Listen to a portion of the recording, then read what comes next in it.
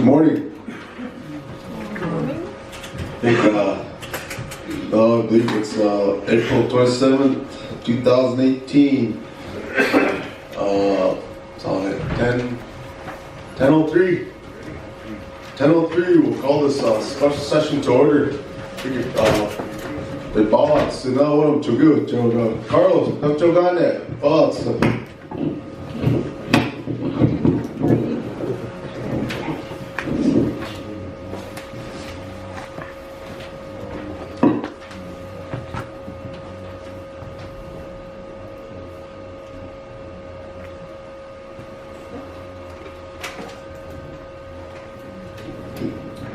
Oh, thank you. Moving on to roll call. Black Lodge. Mayor White, Black Lodge Rep. Here. Here's your mic, please. Mike, now I not English. Mayor White, Black Lodge Rep. Here. Donald Spotted. Should be that here. Frank Whiteclay, Black Lodge here. So do I try to control the better here.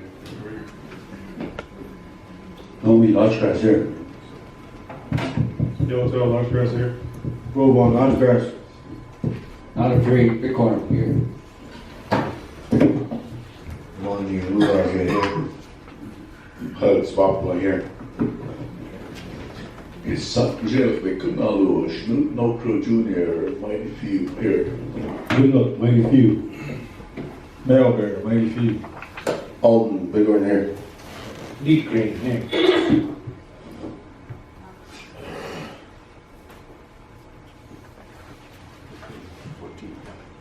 So, Senators, we got 14 present. Appreciate you guys all being here. I believe we got one medical, 15 present, and we got a couple that are out for medical reasons. So, I believe Bonito will be in here later. So,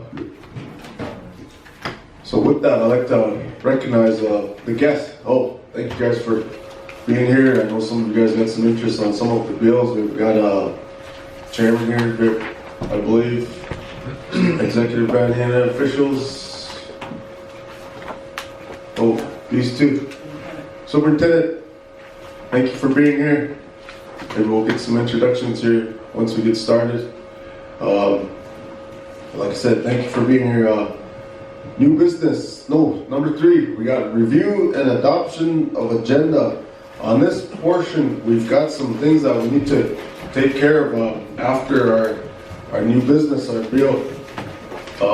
So I need a motion to, it's just before we adopt the agenda on number 5, other business, we need to add some confirmations for the CEO, the gaming, I believe gaming Senator, or JD Stone's gonna be here, Thomas Tenbear, and Calvin Herrera, am I correct?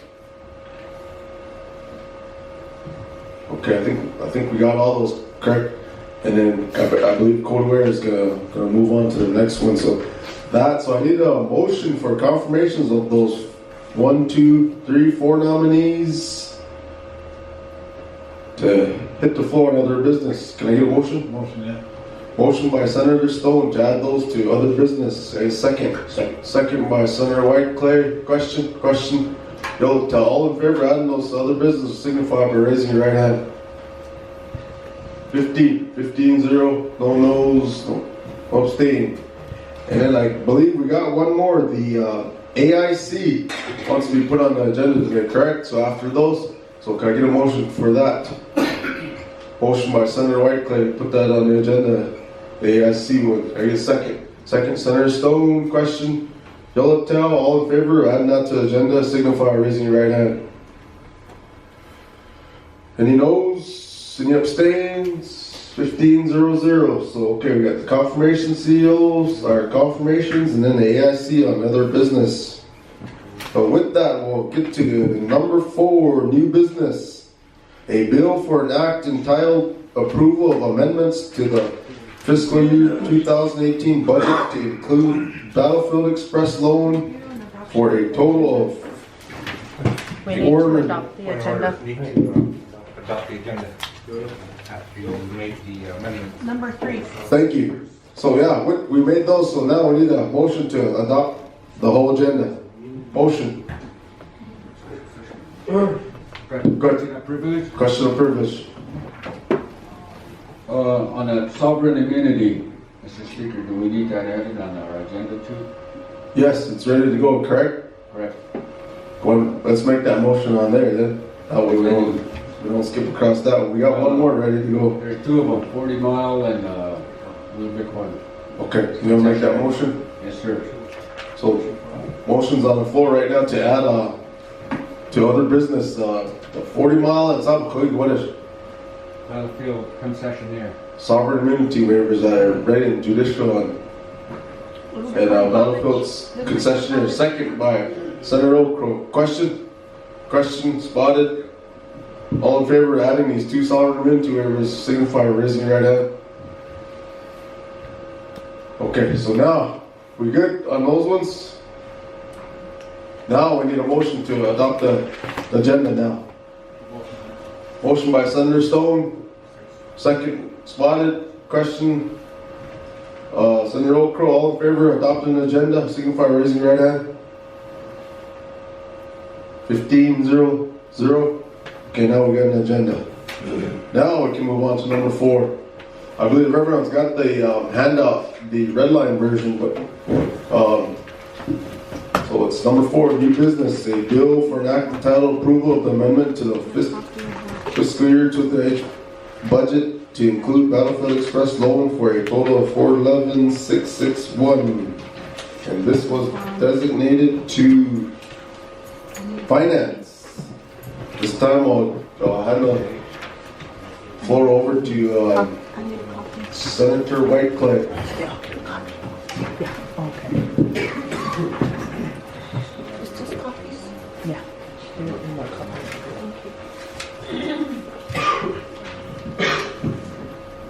So,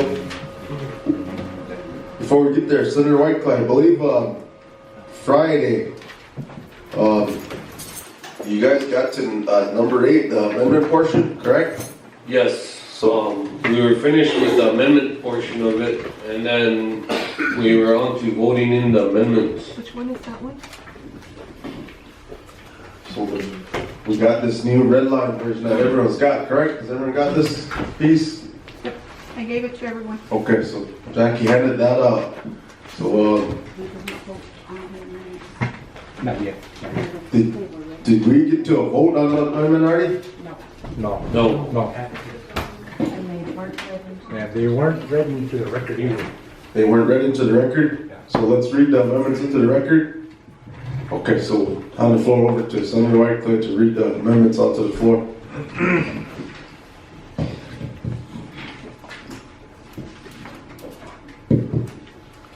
Okay, April 27th, special session co-legislature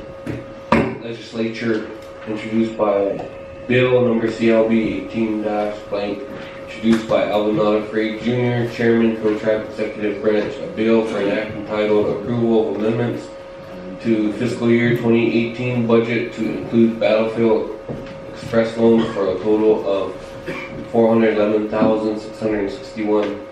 Whereas Article 4, Section 3D of the Crow Tribal Constitution and Bylaws requires the executive branch of the Crow Tribal Government to prepare it for an annual budget for the operation of tribal government, including separate budgets for the legislative and judicial branches for approval by the legislative branch and Secretary of the Interior. And whereas Article 5, Section 2E of the Constitution powers the legislative branch to grant final approval or disapproval of the annual budget prepared by the executive branch. And whereas the legislative branch has authority and responsibility to, pursuant to its powers and duties in Article 5, Section 2D of the Constitution, to grant final approval or disapproval of items negotiated by the executive branch of government pertinent to the sale, disposition, lease, or encumbrance of tribal land, interests, and land, minerals, assets, in Article 5, Section 2F, to grant final approval or disapproval of limited waivers of sovereign immunity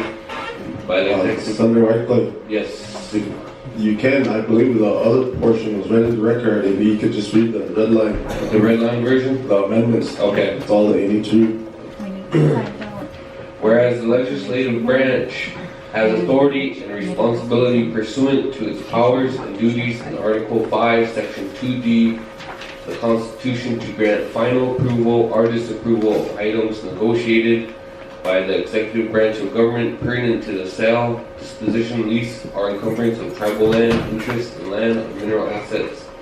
And then Article 5, Section 2F to grant final approval or disapproval of limited waivers of sovereign immunity by the executive branch when waivers are necessary for business purposes, provided that a process for such approval and disapproval may be established by legislation.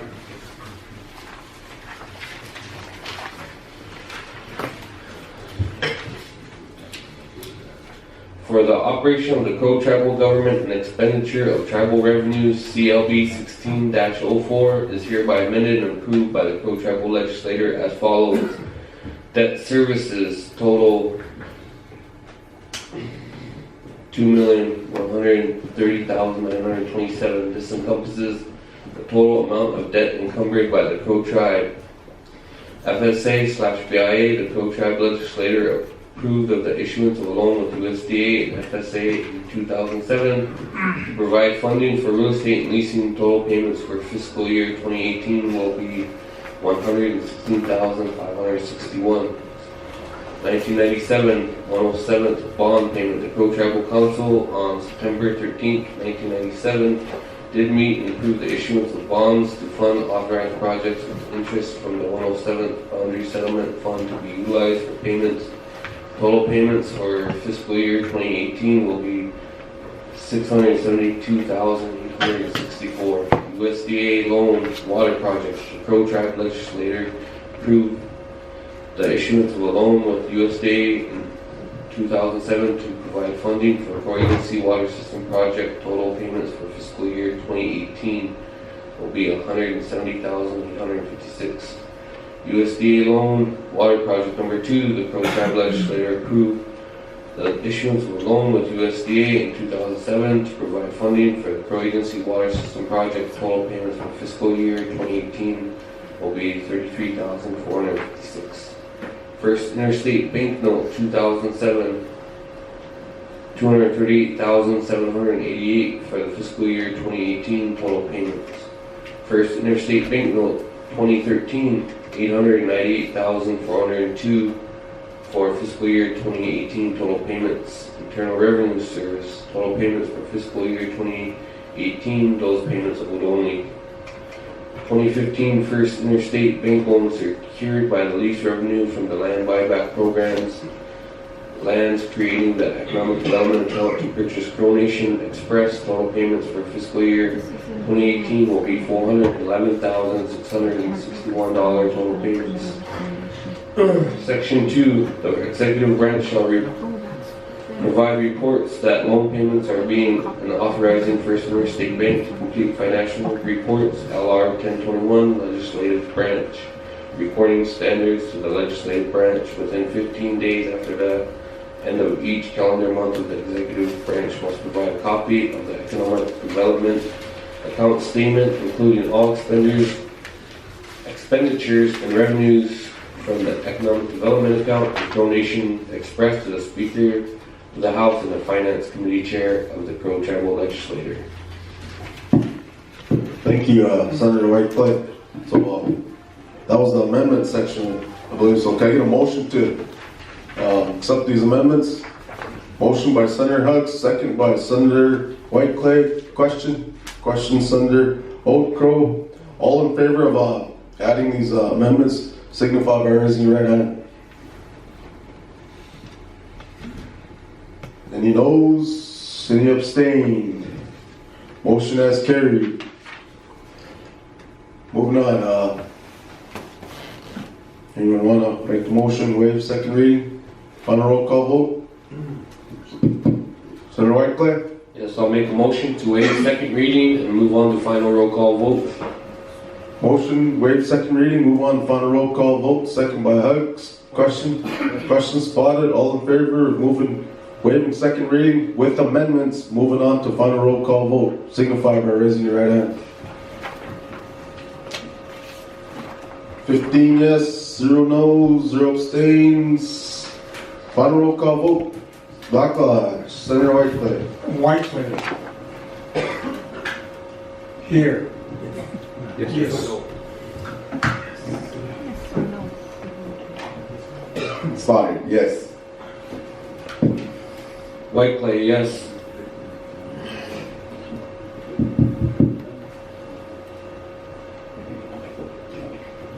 Robert. Yes. Freedom Cowboys. Only yes. Yoso, yes. Groveland, yes. Not afraid, Bighorn, yes. One yes. Absolutely, Asha, yes. Sapajela Pekanalu, No Pro Junior, yes. Mighty few yes. Mel Bear, mighty few, yes. Alden, Bigorn, yes. Crane, yes. 15-0-0. So at this time, now becomes law. Thank you. Take it out. Maybe some words from the sponsor. Senator Whitecliffe. Thank you, Speaker, body, In the hall. guests, executive.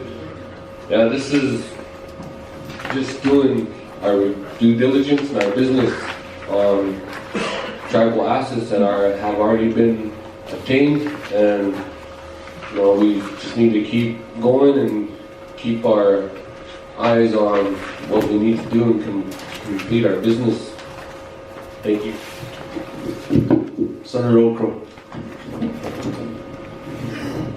This True Nation Express, that's one of the good things that we did in economic development, a while back. It was a good deal, but we forgot to include this part of it. And I'm glad this part, was added. We were able to add this part, when it was created. I hope. Thank you. Chairman. Thank you, Speaker, Secretary, body, guests, and attendants. I appreciate you all working together on this. Again, it's things of this nature shouldn't be politic, and I'd like to reiterate how the process works. How the process works is in this venue, the funds do not come to the general fund, and that's one of the problems we had was just a lot of misinformation out there. The way the process works is once legislative approves that, as soon as OST receives those funds are already obligated to pay First Interstate Bank directly. So those funds do not come to the executive or the general fund accounts. So I just wanted to reiterate that for the record because there's a lot of misinformation out there. Thank you. I hope. Thank you. Chairman. With that, moving on, I believe we got next item of business on the agenda. We got confirmation of CEO and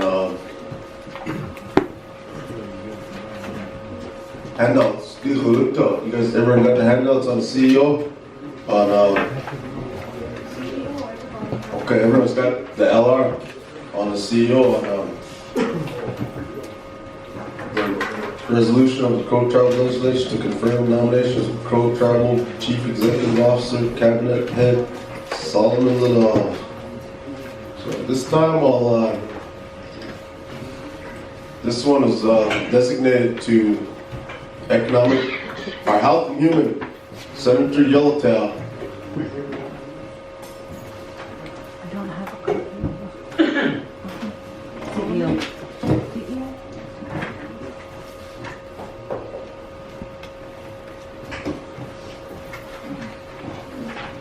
Need to go get the information.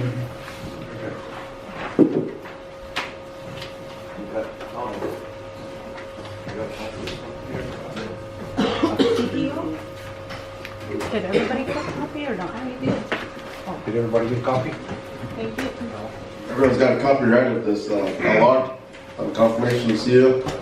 If anyone doesn't, Tyson Newton, I guess.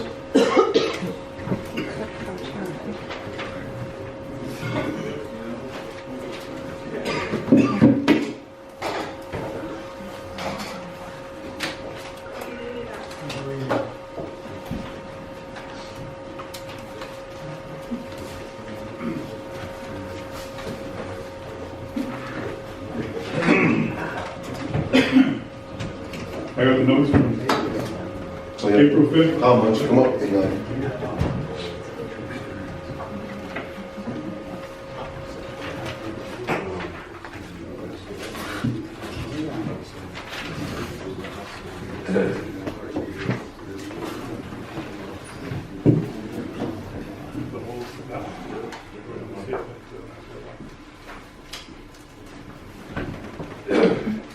April 5th. We had a resolution of the Crow Tribal Legislative to confirm nomination to the Crow Tribal Chief Executive Office Cabinet Head Solomon Lillau. Legislative findings, whereas Need a motion. Why don't you read the heading introduced by Health and Human? Start from there. introduced by Health and Human Services Committee, April 5th, 2018, Thursday. Meeting was called to order 10:45.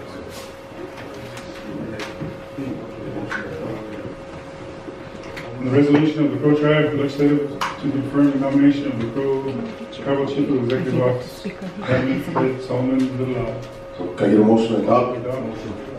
Motion by Senator Hugs. Go ahead and just read, no, just Second. We need a second. I get a second. Second, Senator Godfrey. Now I'm listening, just go ahead and read the whole bill in its entirety, that way for the record.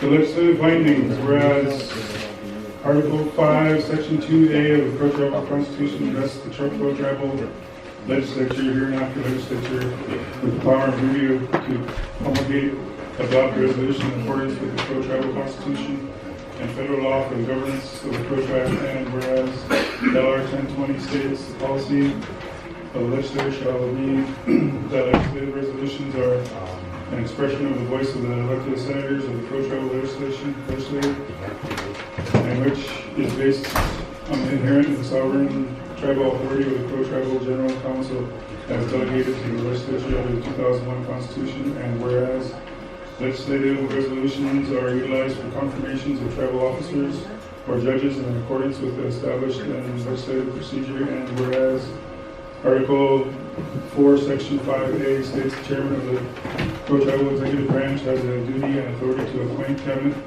members, including the comptroller, who shall be bonded chief executive officer, and other cabinet positions adopted by the tribal ordinance, resolution, or policy, who shall all serve in subordinate positions to the tribal officials, and whereas JAR 02-04 states the legislative branch of the Crow Tribe has desired to ensure that persons selected for the key position of the cabinet heads and CEO are adequately qualified for the position, and to ensure they are adequately qualified shall comply with the following standards: be at least 25 years old, possess a high school diploma or equivalent, shall have no felony convictions, to provide for utmost protection of the Crow Tribal membership, tribal funds, assets, and resources. And whereas the Legislative Branch Health and Human Services Committee held a confirmation hearing on the record and pursuant of the Rule 31 Legislative Confirmation Procedure on March 22nd, 2019, with a secret ballot vote which resulted in official unanimous recommendations for the confirmation by the full legislative body. Therefore be it hereby resolved by the Crow Tribal Legislative in regular session, the following individual, Solomon Lillau, is confirmed as a Chief Executive Officer for the Executive Branch and shall exercise all duties and authorities in accordance with the Crow Tribal law and applicable federal law, and shall provide quarterly reporting to the Legislative Branch with guidelines contained in LR 1021 upon entering the oath of office.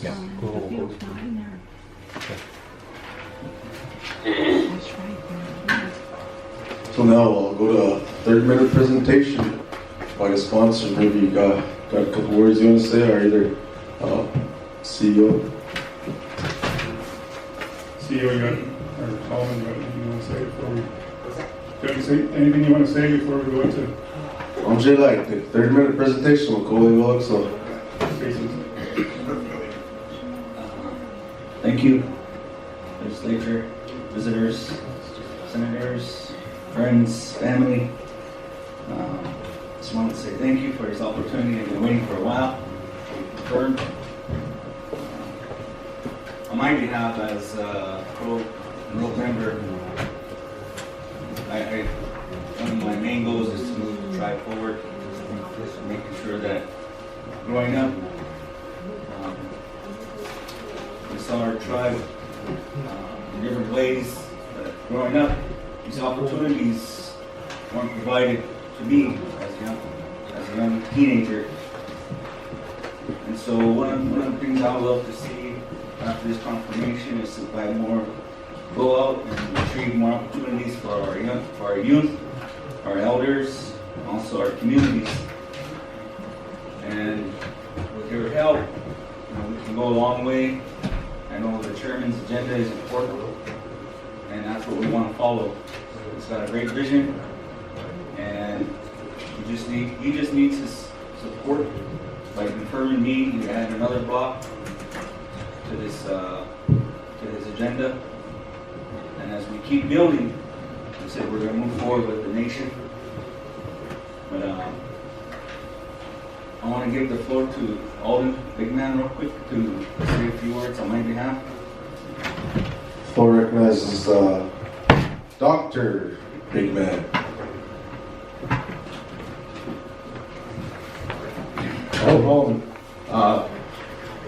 Lagi large kurga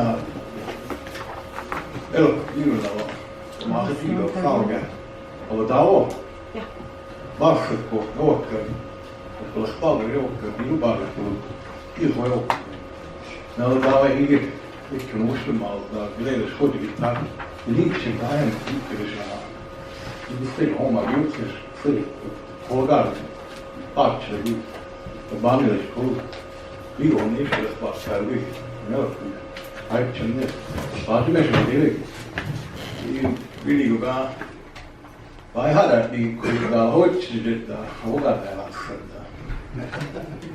kurga hoort je met daar ik goed wat je moet kijken wat je goed wat nou je wat die de Mexico gewoon zo Afrika zo wat China die baas die geen dingen iets van wel baben was wel gebouwd op geschoven ik kon zien en ik bij wat ik wel wat drie mee stellen maar ook die ik confirm wat het die maar die gewoon wel te bouwen na van je wat had ik daar ik believe het ik believe ja is dus gewoon voor de verraad het zo al voor naar je zie je hoe maar je wat oké. Oh, thank you, Dr. Big Man. And then last but not least, I love the chairman to come up and say a few words on my behalf. Floor recognizes Chairman Godfrey.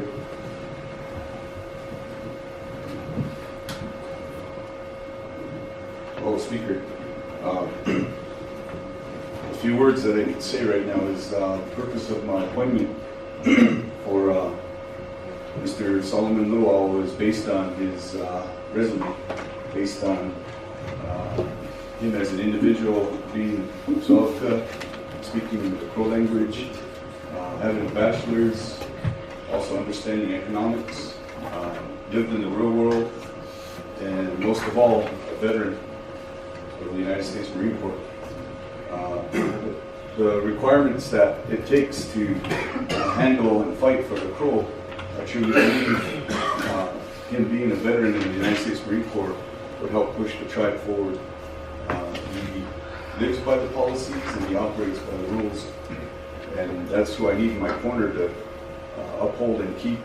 That way our organization does not have dual standards, double standards, and not trying to break the standards and rules. So that's the reason for my appointment, and I appreciate you giving the time and interest and background on Mr. Luau. Thank you, Chairman. Last presenter, like my big brother here, to say a few words. Oh, for the $100 you gave me,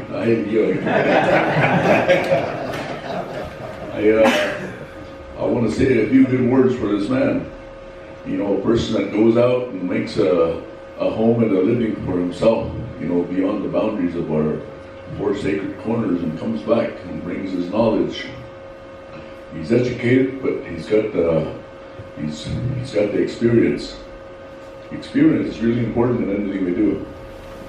He's like, we already reiterate the words that were said to him about being a good man. He's a father to his children, husband to his wife. He speaks the Crow language as well as the English language proficiently. He's a veteran. You know, those that don't know him know he's a personable guy. But don't let that fool you, that being a friendly guy, you know, and he goes by the book. And right now, after this confirmation, Chairman, if you give him a full reign, you know, he'll take everybody to another level, and let him take the blunt for you. That, you know, let everybody go to him instead of you, and that way you can carry on with your business. Just wanted to say that. Oh, Thank you, Senator Crow. I said your vote was lead count, moving the tribe forward. I said I got nothing to hide.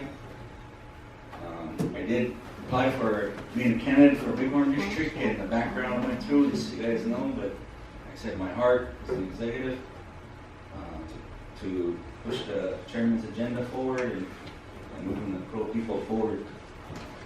So that's my goal, and I'll work really hard at it. I hope.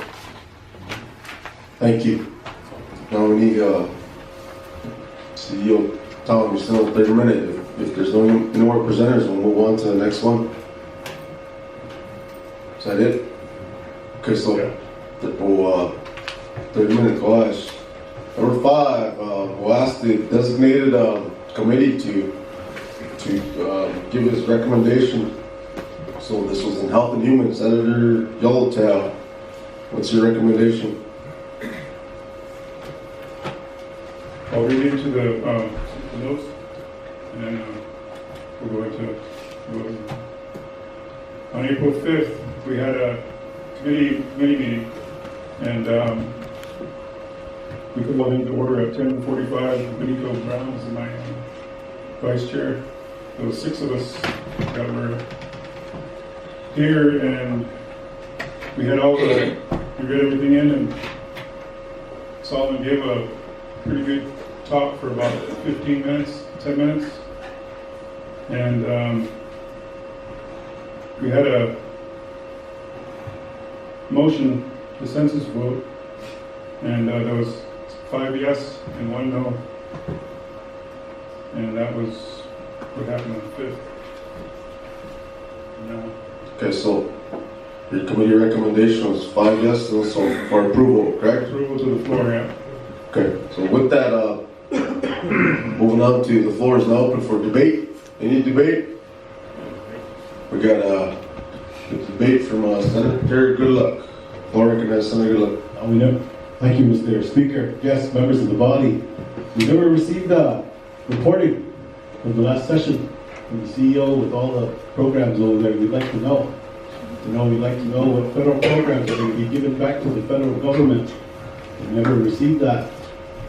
We'd like to know what programs are doing good standing. We never received that.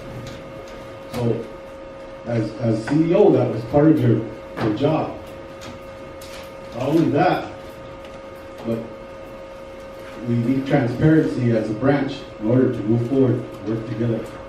That's the main thing. Because if we don't know what's going on, how can we vote in the way that we present it here on the floor?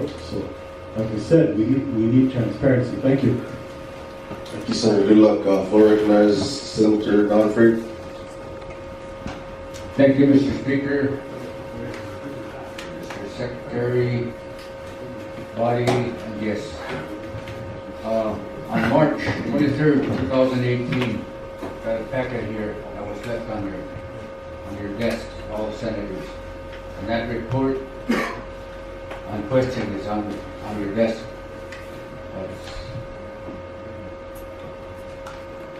Thank you. Thank you. Thank you, Senator Alfred, and we're still in debate. Any more debate? Senator Goodluck?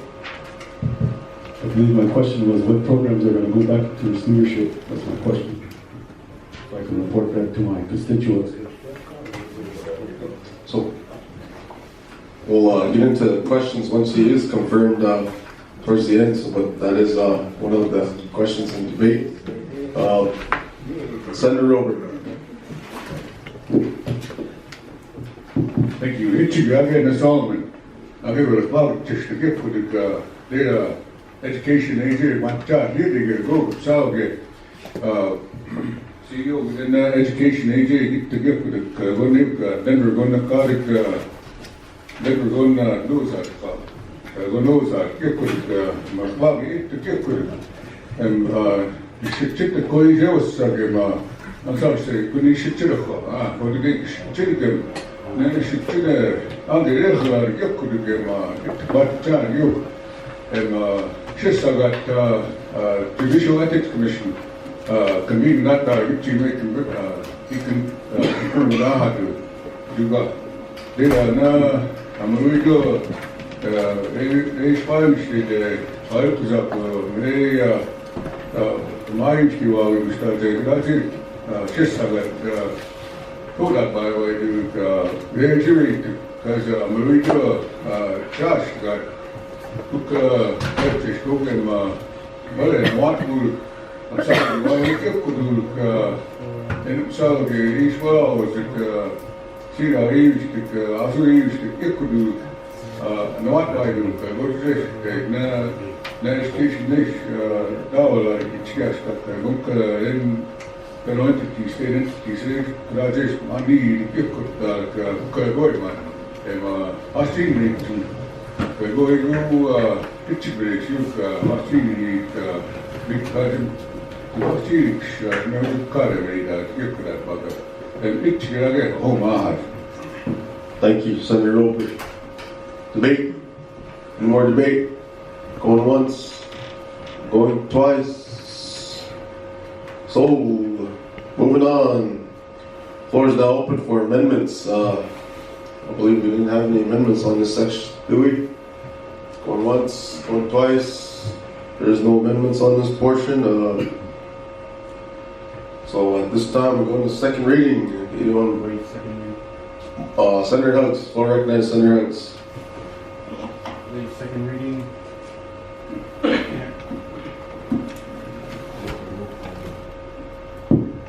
Waive second reading and go to final roll call vote. Motion's on the floor to waive second reading and move on to final roll call vote. Second. Second by Senator Notfrey. Question. Question by Senator Yellett. All in favor, moving on to final roll call vote. Signify by raising your right hand. Any noes? Any abstain? 15-0-0. Final roll call vote. Starting with Black Lives. Whiteclay, yes.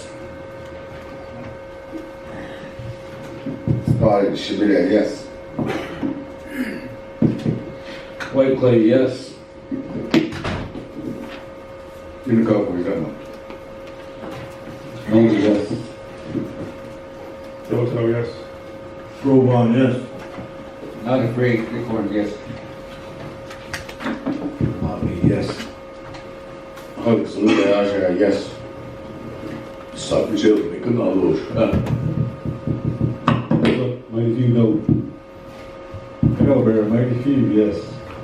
Alderman Bighorn, yes. D. Crane, yes.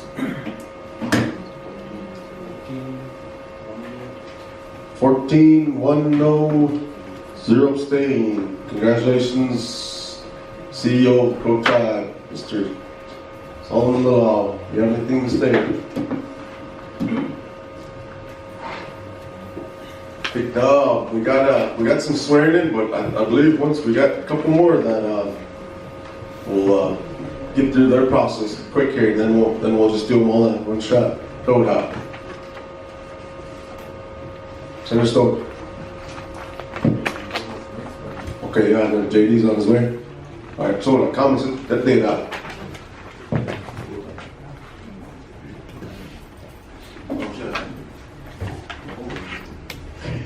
Oh, thank you for the wonderful vote.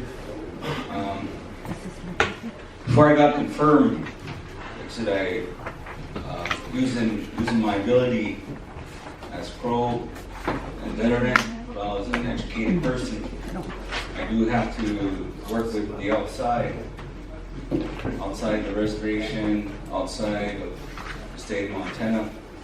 And like I said, I do have a lot of friends and that we can fall back on if we ever need advocates outside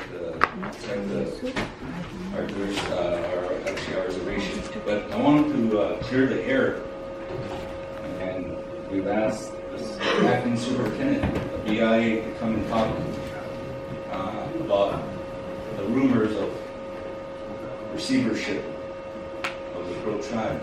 And like I said, this is what I can do for a tribe, is to provide the correct information. And so I like to ask the superintendent to come up and respond to the rumors of receivership. Well, I recognize superintendent of the Courageously area. I believe we haven't seen maybe you can introduce yourselves and these guys put a face to some of the names and I'm wondering who you were, so thank you. Everybody, let's give the acting superintendent a round of applause for being here.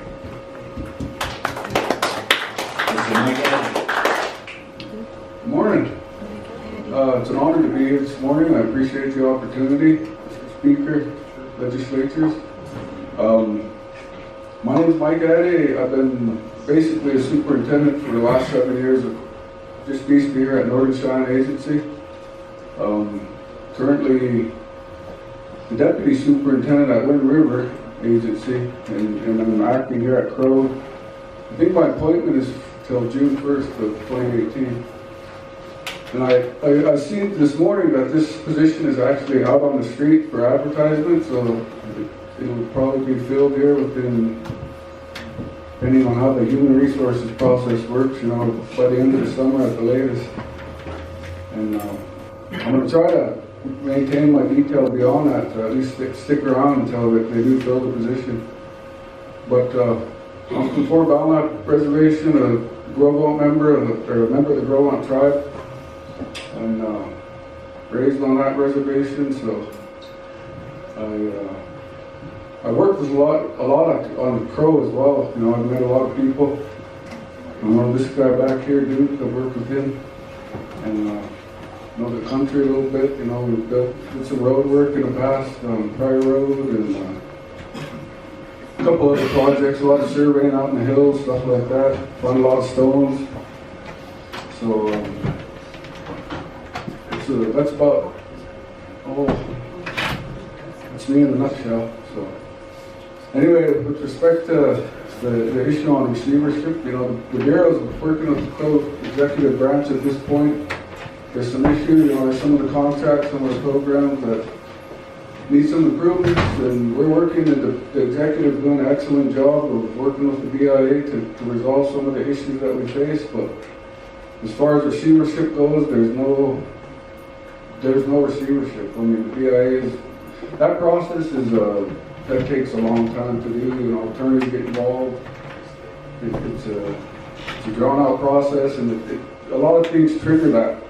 And the tribe's not at any of those trigger points. Right now they're working with us to resolve the issues that we face. So just to put that to rest, as far as the Bureau, there's no programs are going into receivership. I just wanted to clarify that. As a request of the CEO. Any questions or concerns on that?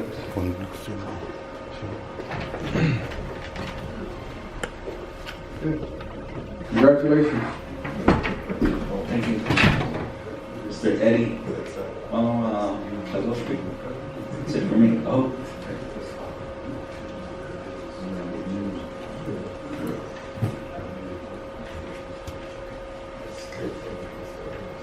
So you'll stick around till after Crow Fair, huh?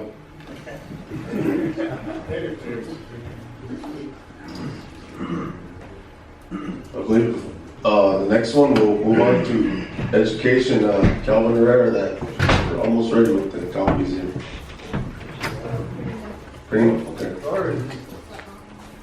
Give us a couple minutes here, then we'll move on with Calvin Herrera. Same process. Just to mention on our confirmation process, we have committees.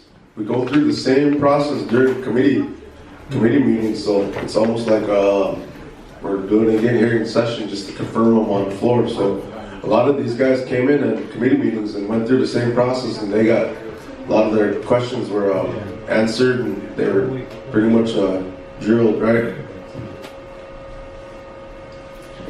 So they already questioned them a lot during their committee meetings. So we're just doing going through protocol right now, and doing the confirmation on the floor.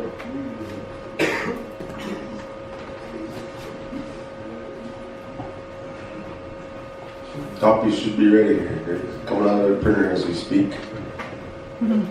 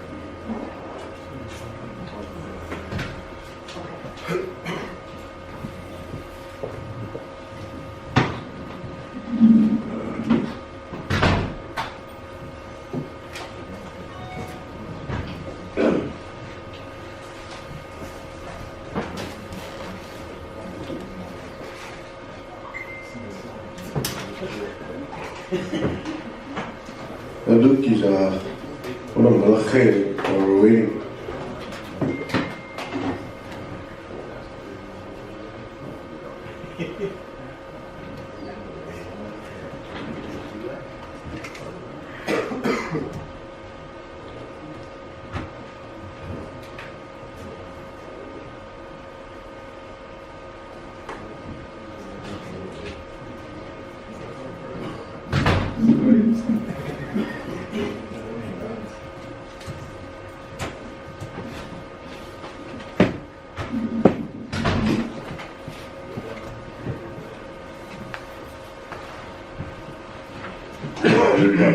One and the rest of them are coming out for the rest of you senators, so we'll get Tom going on reading this into record.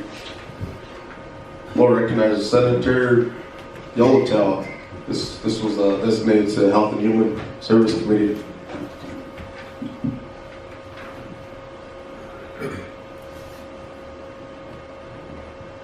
April 27, 2018, special session, co-travel legislature. LR number 18 Introduction to the Health and Human Service Committee, a legislative resolution titled The Resolution of the Pro-Travel Legislature to confirm Calvin Herrera as cabinet head of the Education Department. Motion to adopt. Motion to adopt. Senator O'Crow, second. Senator Free. Go ahead.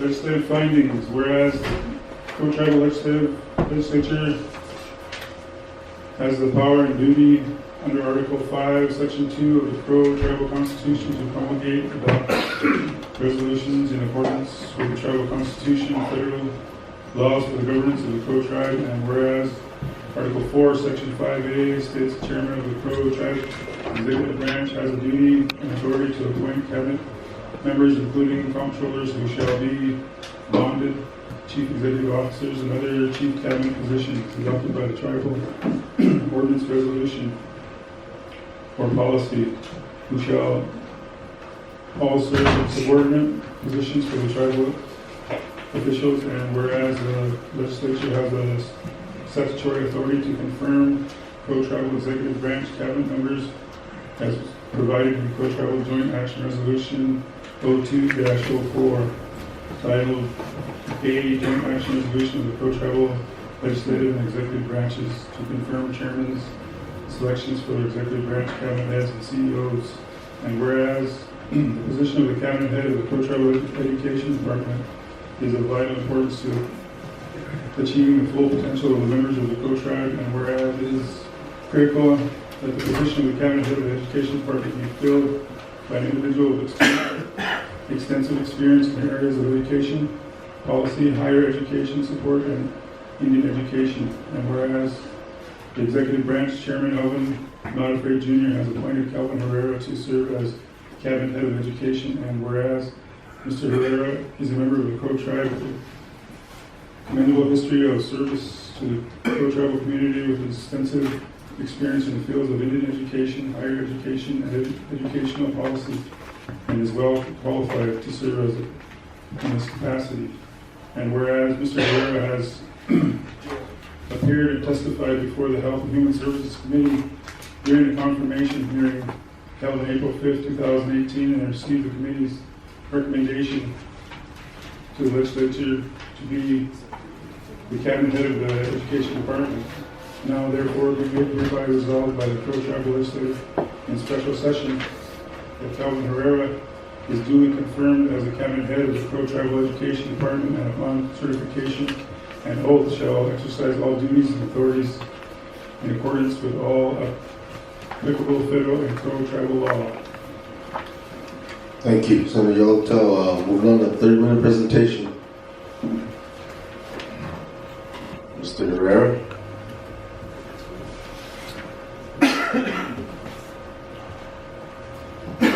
My name is Calvin Herrera.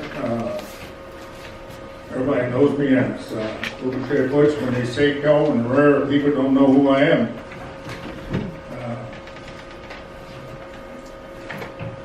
I'm a Marine Corps veteran, 4 years. Served in Vietnam in 1968, 1969.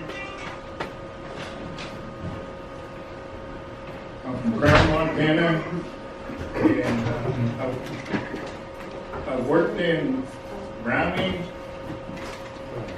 Quinault, Yakima,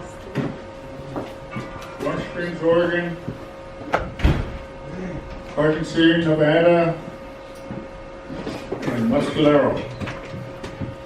I worked all over the United States, and my main goal for the Education Department is for our youth. We, as a tribe, have to promote our youth to higher education. That is my main goal. Someone asked over here what departments, 638 departments are good to go. The Education Department, I tell you right now, is good to go. All our reports are in, everything is in, and we have drawdowns to help our youth to go to college. That is our main goal, is the youth. We are good. The Education Department is good right now. All our reports, everything is in. Thank you.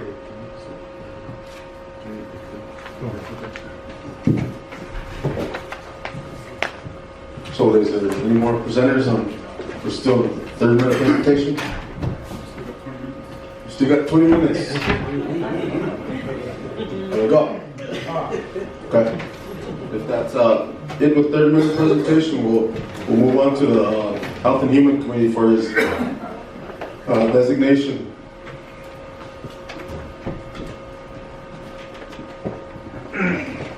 On April 5th, we had the Health and Human Service Committee. And again, Vinnie Programa was there, good 6 members. And Calvin gave his background, pretty much what he did. He talked about the education department, the money that the funds. He did his, he should talk longer that time. He did his, but the consensus was for the approval, and there was, again, there was 5 for and 6, and 1 against. So there was 6 people here. And that was approval to move on to the floor, so he had approval. Thank you, Senator Yellowtail. So the designation was for approval during committee meeting. So now we'll move on to debate. Floor is open for debate. Going once, going twice. Close for debate. I believe there's no amendments, correct? No amendments? Okay, so no amendments in this portion, so can I get a motion to send it out for floor? Can I send it out for?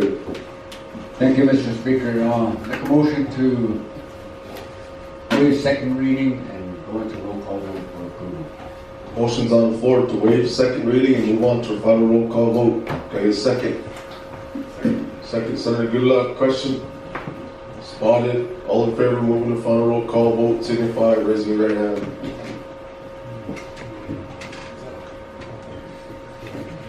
Okay. 14 yes, 0 no, 0 abstain. Black Lodge. Oh, actually, Black Lodge Rep, yes. Body, Black Lodge, yes. Read a couple of yes. Maybe yes. Yellowtail Lodge, yes. Grove Lawn, yes. Not afraid, Bighorn, yes. Monty Luna, yes. South Angelica, Kunaloch, Good luck, mighty few yes. Malvern, Mighty Few, yes. Alton, Bighorn, yes. Deep Green, yes. Believe it's 13. For the record, Frank just stepped out, so that last one was 13 yes, 0 no, 0 abstain. Congratulations. Health and education, cabinet head, Uja Butch Herrera. Do you have anything to say? Oh, he says. Chairman. Thank you, Speaker. Thank you, body, for this approval. Again, my pick for education cabinet was based on Calvin Herrera's extensive background and knowledge, and not only in education, but I've observed and understood when during the Ban administration why they placed him after his retirement in natural resource, specifically forestry. He demonstrated good reporting. He made sure his staff were prompt. He made sure, even till this day, he makes sure his staff show up at 8 o'clock. And he's a true representation of the Upsala as being diligent and on time and following through. So I've had a long work history with him, and I have trust for this man, and I know that he will work on behalf of the Upsala. One thing that I did recognize is that education needed an overhaul. Education was behind on its reports, so who better to love reporting? He's the only man I know that loves to type. And that says a lot, though, because there's that follow-through with communication. Be waiting for our scholarship drawdowns. And just so you all know, in the past, the scholarships were never really paid on time. They were paid with other funds. And so as he puts things into compliance, yeah, we're we were behind, but as of today, we're not. So I want to thank you for that in front of this crowd here today, I hope. Thank you, Chairman. Hold on, Duke, you want to say anything on behalf of, you better not go there. I got a few questions to ask you. Might tell us some of your war stories. Go ahead, and Kuko, then we'll get the swearing in once we get, I believe, one more, Mr. Tenberry. Hold on, we got the. Okay. Floor recognizes Senator Whiteclay. That's your resource. I got some handouts, the LRs for them. We're just handing the Jackie show. She'll have them up for you.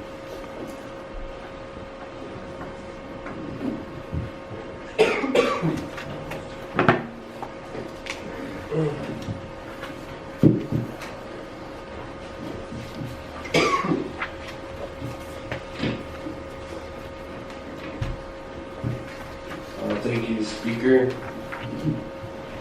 body, guests. Refer back to my notes on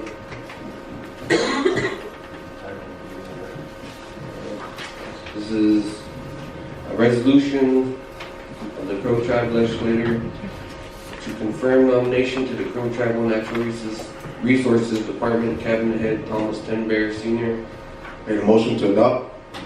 Motion by Senator Lodford, second by Senator Old Crow. Go ahead.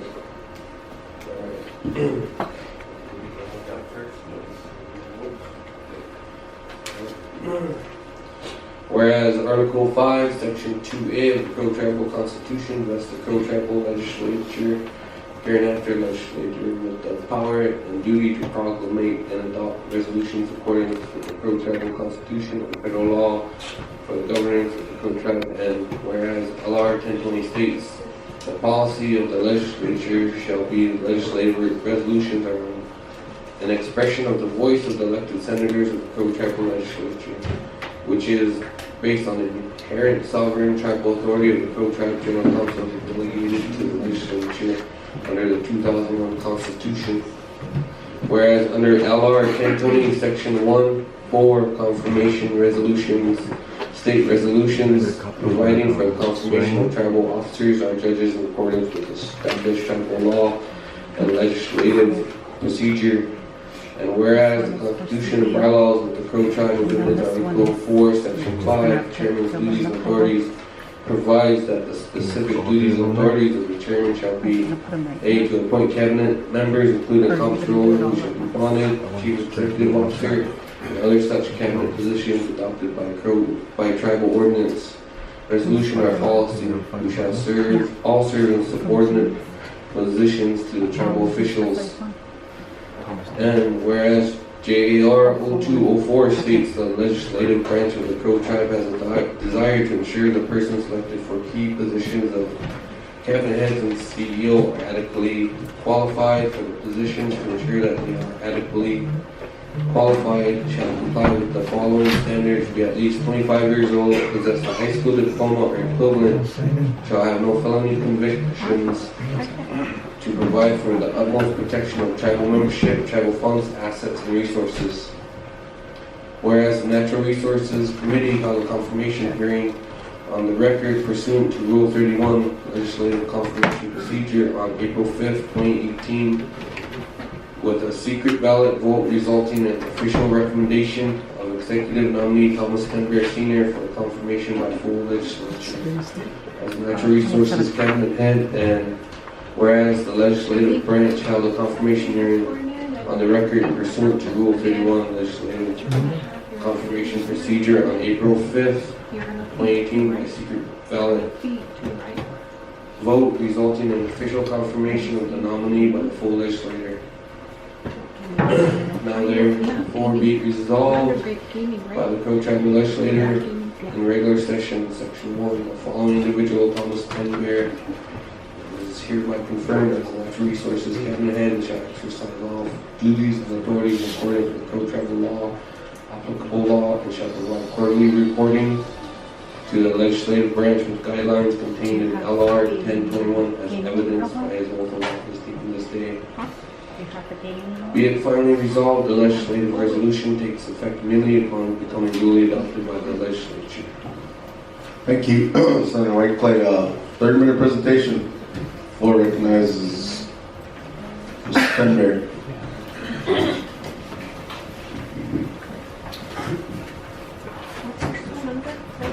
Thank you, legislation, chair, secretary, people that have attended, being present to witness some of the acts that we do as both people of the new constitution. Previous administration was appointed and clarified to take this position and with this new administration, and we are going through the same process again. You all know that I have most of my experience in natural resource and have done basically all that is possible for things to get done with a natural resource. Bringing in revenue, creating more jobs, and helping tribal people. And to get to the point where we all need to come to a sustained area where we all have equal opportunity to do what we need to do to have pretty much well-staying suitable finance. And I think that is achievable with this term. And with your guys' supporting me and putting me back in this position again, you all know that I'll go ahead and do my job to my fullest. As of right now, if I could oppose on Chairman AJ to say a few words on my behalf. Floor recognizes Chairman Onfrey.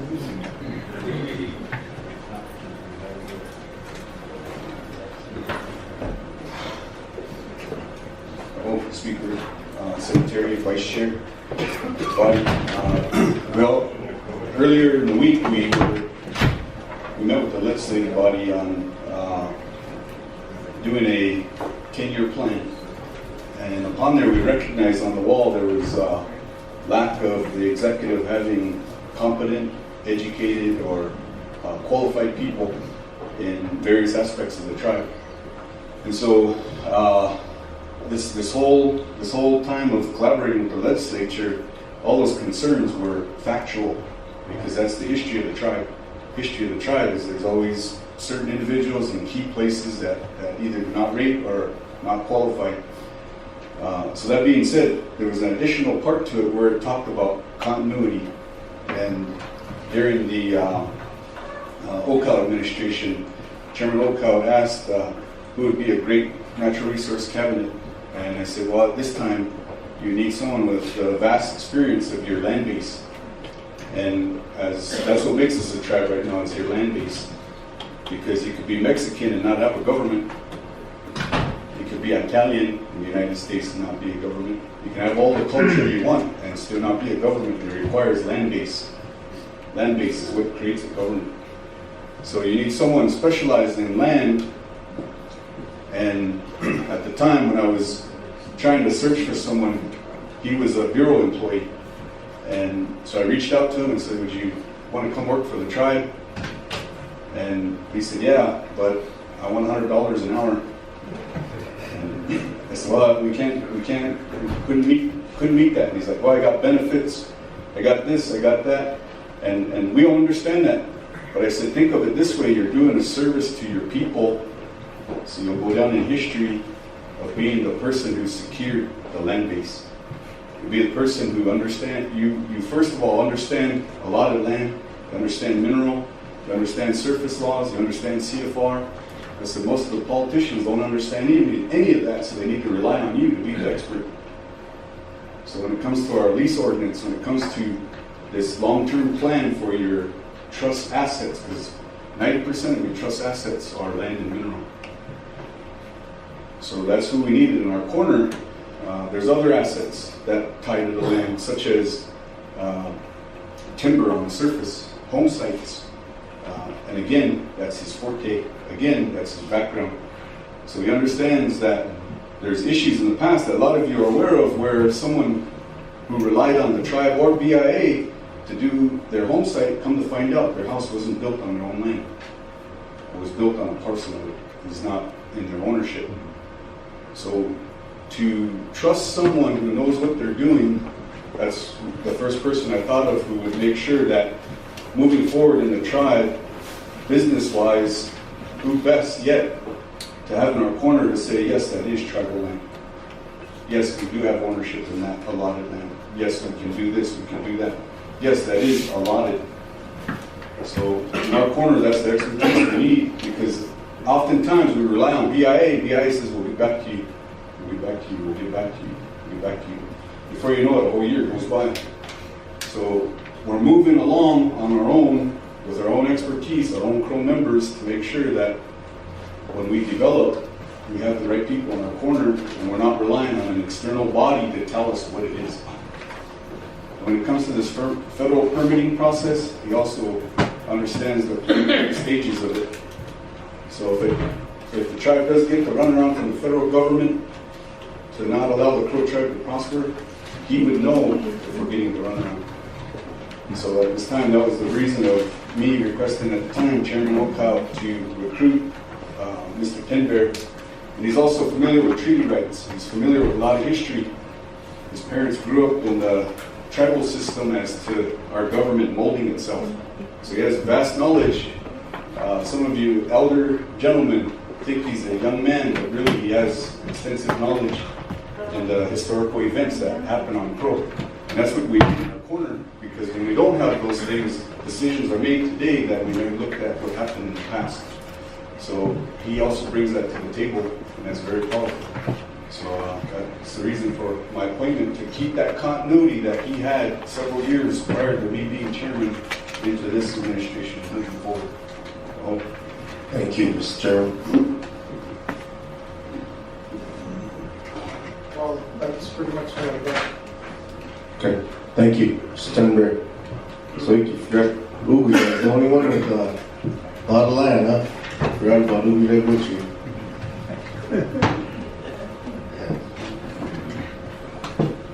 All right, if that's it on third presentation, we'll move on to designated committee. It was in Senator Whiteclay's Natural Resource Committee, I believe, so we'll move to you for your recommendation. All right, on April 5th, on the confirmation hearing in the Natural Resources Committee, we had a vote for 11-0, or excuse me, 11-1 on approval in committee. Thank you, Senator Whiteclay. Floor is now open for debate. Any debate? Going once, going twice. Sold for debate. Amendments section portion. We have any amendments to this LR? Going once, going twice. No amendments. I get a motion here on, or you guys want to read it again? Floor recognized, Senator Nodford. Thank you, Mr. Speaker. Make a motion to waive second reading and go into roll call vote. Motion's on the floor to waive second reading and move into final roll call vote. Can I get a second? Second by Senator Okro, question by Spotted. All in favor, raise your right hand.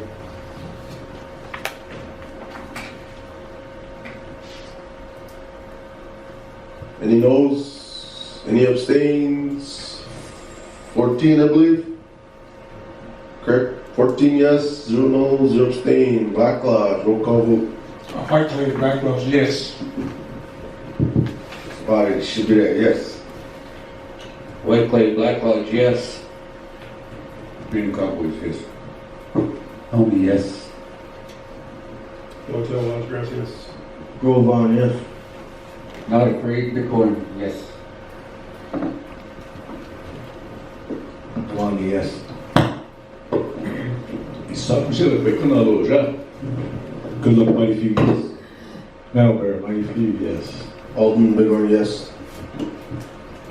D. Crane, yes. 1400. Congratulations, Mr. Tender, cabinet head of Natural Resource. Chola. Have anything to say? Hold that bill up. Mike, did you go out?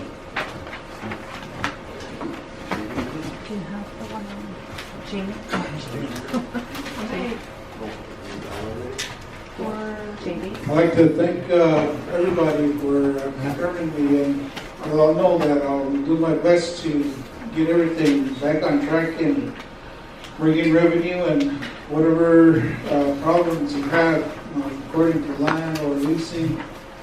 My door is always open, and we'll already make contact with BIA and other agencies within Natural Resource that are also at our disposal for any assistance we need.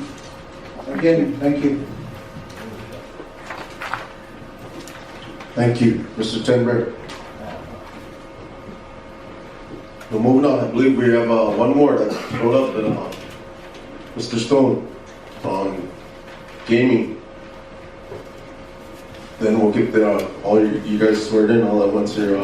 So this time we'll recognize our newly elected gaming committee chair, Senator DeMontney, to read this into record.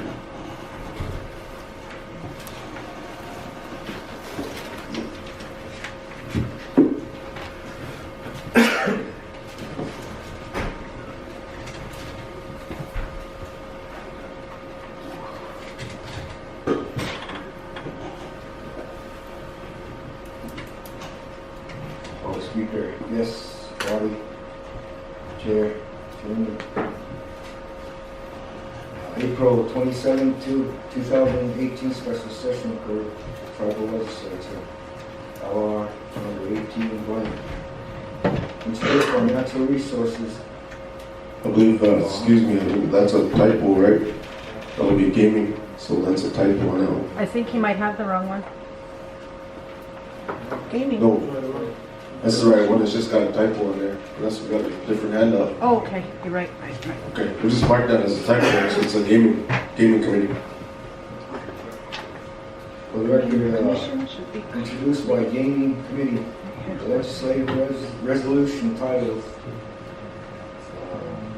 Pro-Tribal Legislature to confirm nominations for Pro-Tribal Gaming Commission.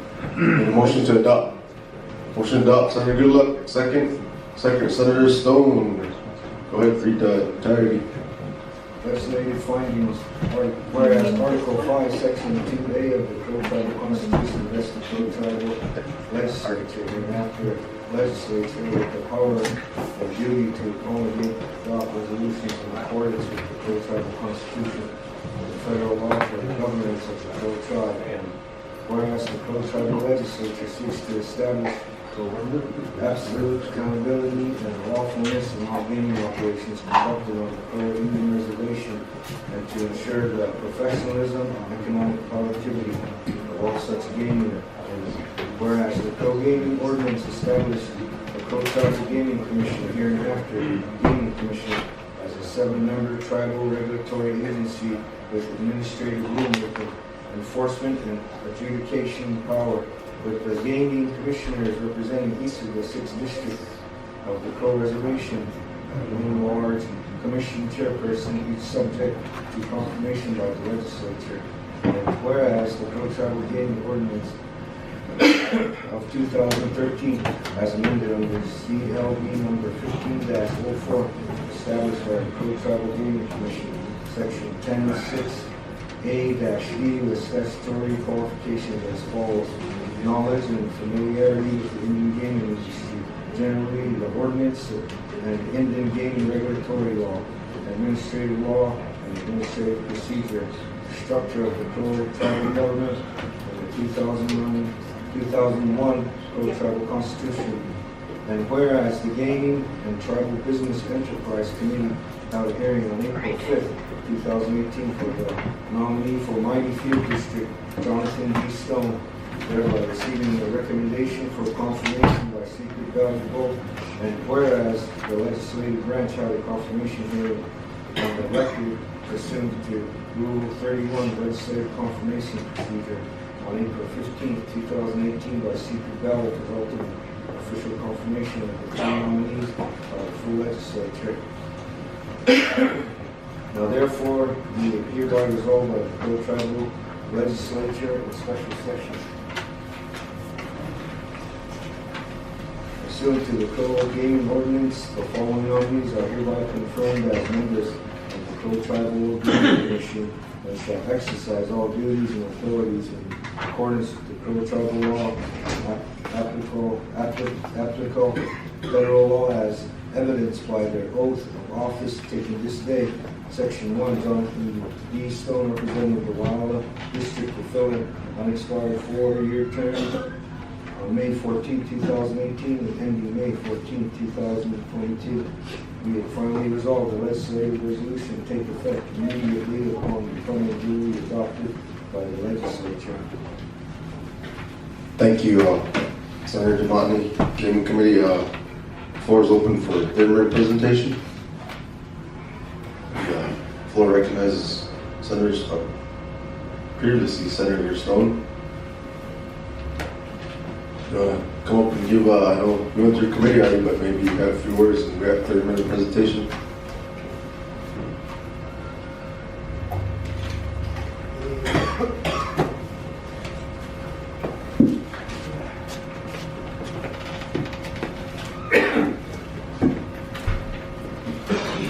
Thank you, Mr. Speaker, Secretary, Vice Chairman, Chairman of the Crow Tribe, Huntefree, and members of the legislature. Good afternoon. My name is Jonathan Stone. Everyone knows me as JD. And, as stated, I'm a former legislator, a member of this body, a member of the original 18, Secretary of the House, Speaker of the House, familiar with House rules, procedures. So on the Gaming Commission asked for knowledge and familiarity with the Indian gaming presentation at that time, who I was, and here to accept the nomination by Chairman Huntefree. And so again this afternoon, basically here for a vote. I've given my background and my history previously, and so this afternoon or this morning, just a little bit about myself. Like I said, I am a member, former member, and I have some experience in my history working at gaming casinos, primarily in Arizona, working for Fort McDowell, Navajo Nation, worked at their casino. Familiar with how things are run there and how they do into a successful industry today. So I have some experience working on the floor in that capacity. And again, as a legislator, looking at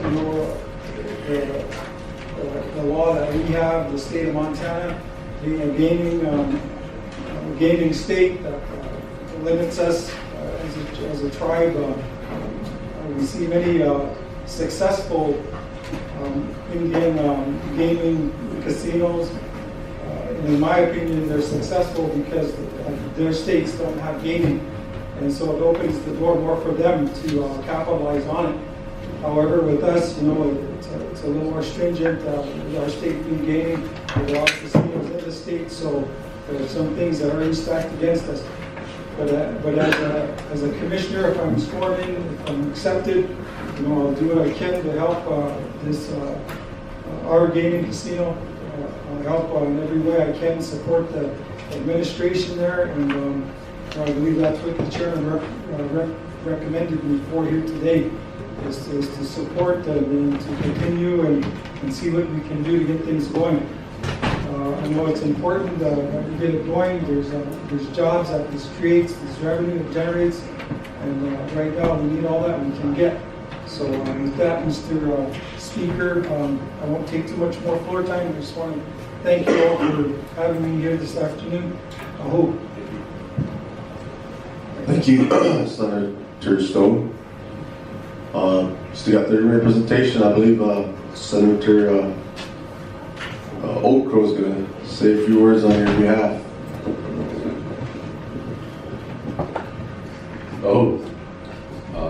Speaker, Vice Chairman, Chairman, body, yes.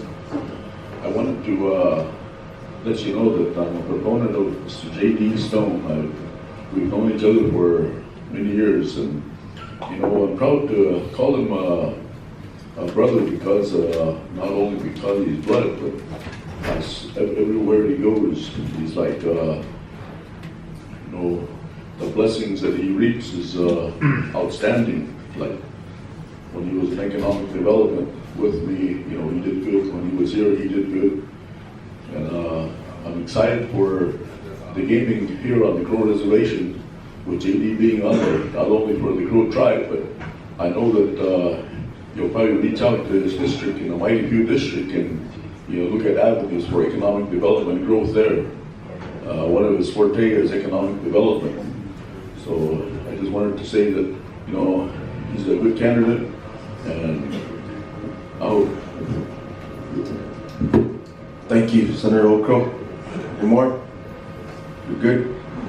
JD, any more? I just want to say, Mr. Speaker, thank you. President Hope. All right, so I'll conclude our 30-minute presentation. Moving on, we'll get the designated committee's recommendation on Senator DeMonte from Gaming Committee. Let's go back on our notes. We got word that he was the nominee for Waiala. We had a committee meeting and to vote for to confirm him on the floor. Six.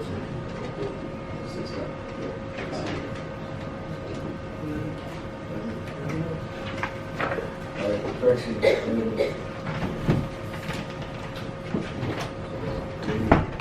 Recommendation or vote on the floor.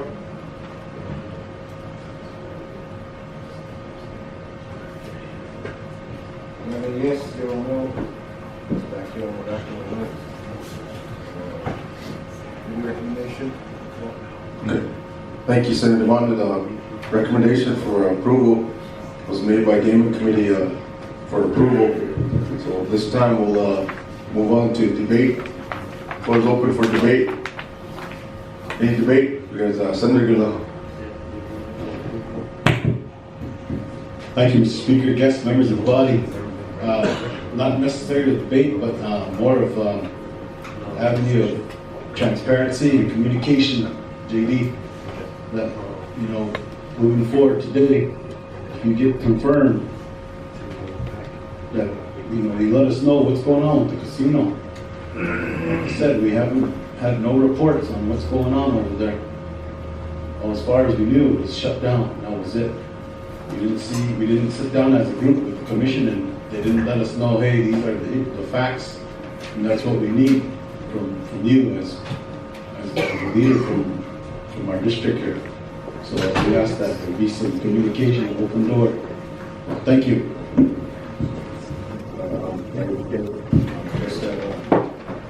So floor is still open for debate. With some of the findings as board chair,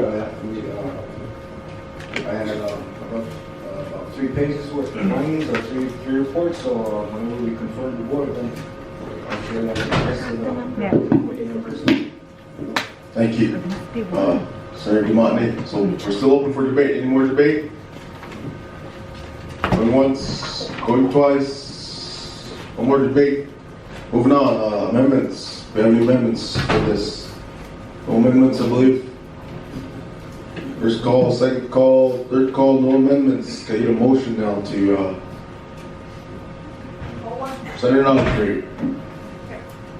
Thank you, Mr. Speaker. Make a motion to waive second reading and go into the roll call vote for approval. Motion's on the floor to waive second reading, move to final roll call vote. Can I get a second on that? Second, Senator Oakrow, question. Question, Senator Goodluck. All in favor, roll call vote, signify by raising your right hand.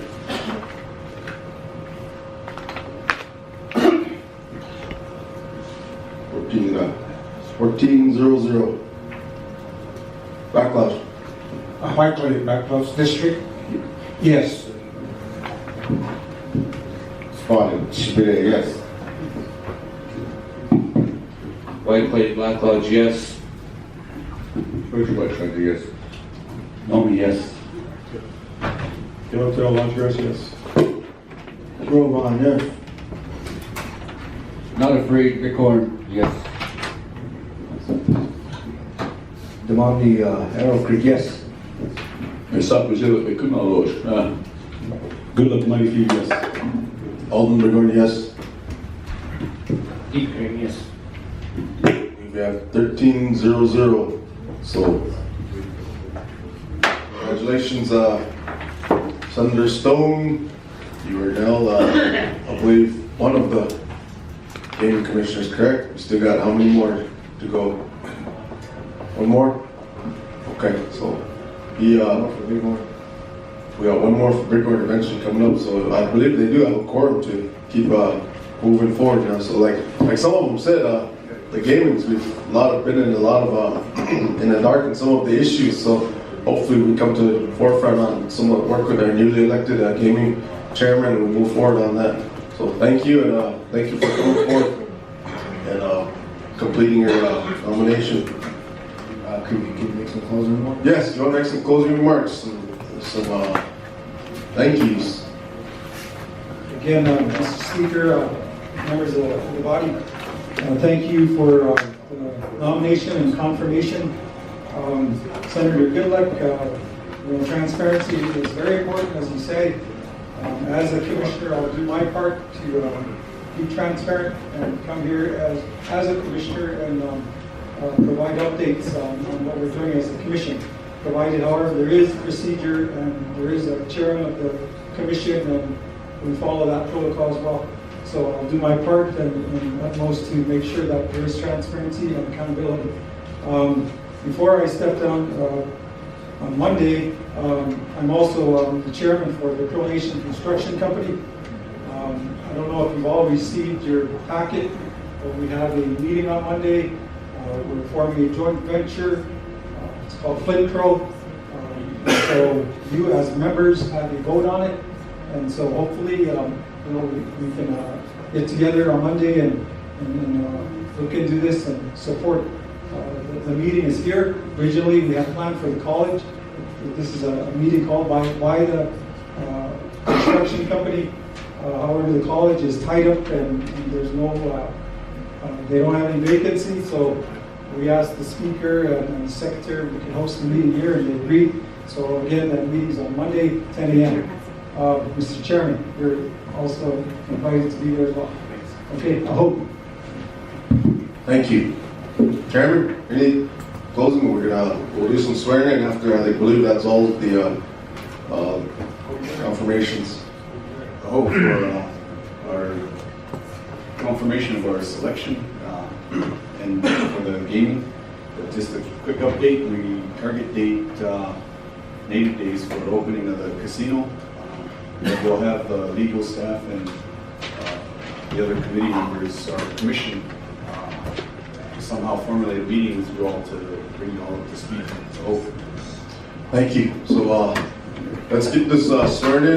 Let's all have all the nominees come forward, and we'll get this over with, and then we'll take a 5-minute break and then move on with Natural Resource, AIC.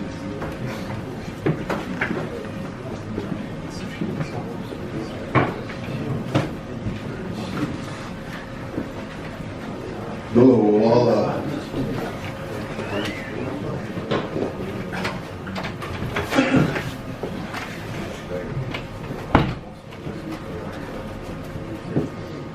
you guys would place your hand on, we'll do it all at once. So place your hand.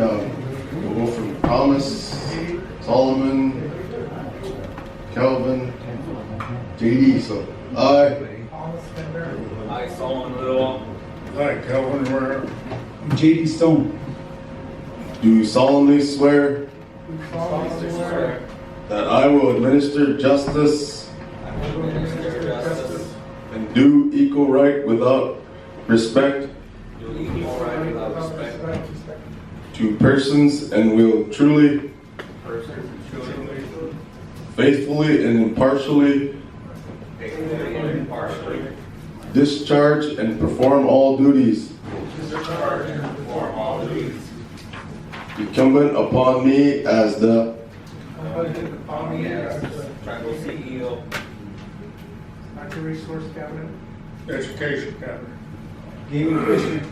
according to the best of my abilities According to the best of my ability. and understanding, so help me God. Understanding, so help me God. Congratulations.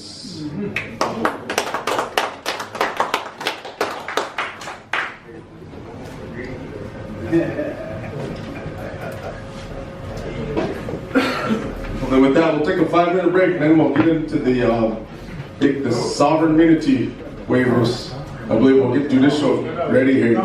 So 5-minute break, then we'll get into the sovereign immunity waivers. I believe we got 2 of them. National Park Service one. So time is 12:15. Thank you. 12:15. So the next one on the agenda will be the National Park Service one. She did hand them both up. Also, that the signed one we just passed is we signed it already. Me and Secretary and Chairman, so it is on your desk for the First Interstate one.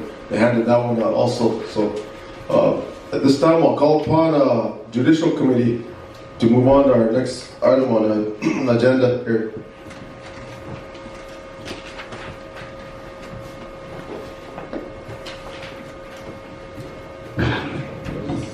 Sign First Interstate and sent out to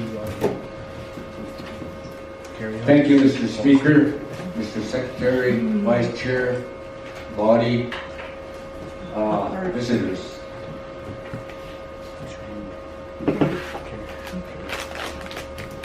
Joint Action Resolution number JAR 18 blank, introduced by Alvin Godfrey Jr., Chairman, Crow Tribal Executive. Joint Action Resolution of the Crow Tribal Legislature and the Crow Tribal Executive Branch entitled Resolution approving the tribe's limited waiver of sovereign immunity in the Little Bighorn Battlefield National Monument guided interpretive motorized tours concession contract with the National Park Service. With that, can I get a motion to adopt? Motion to adopt, Senator Okro, second. Second, Senator Spotted. Okay, moving on with the reading.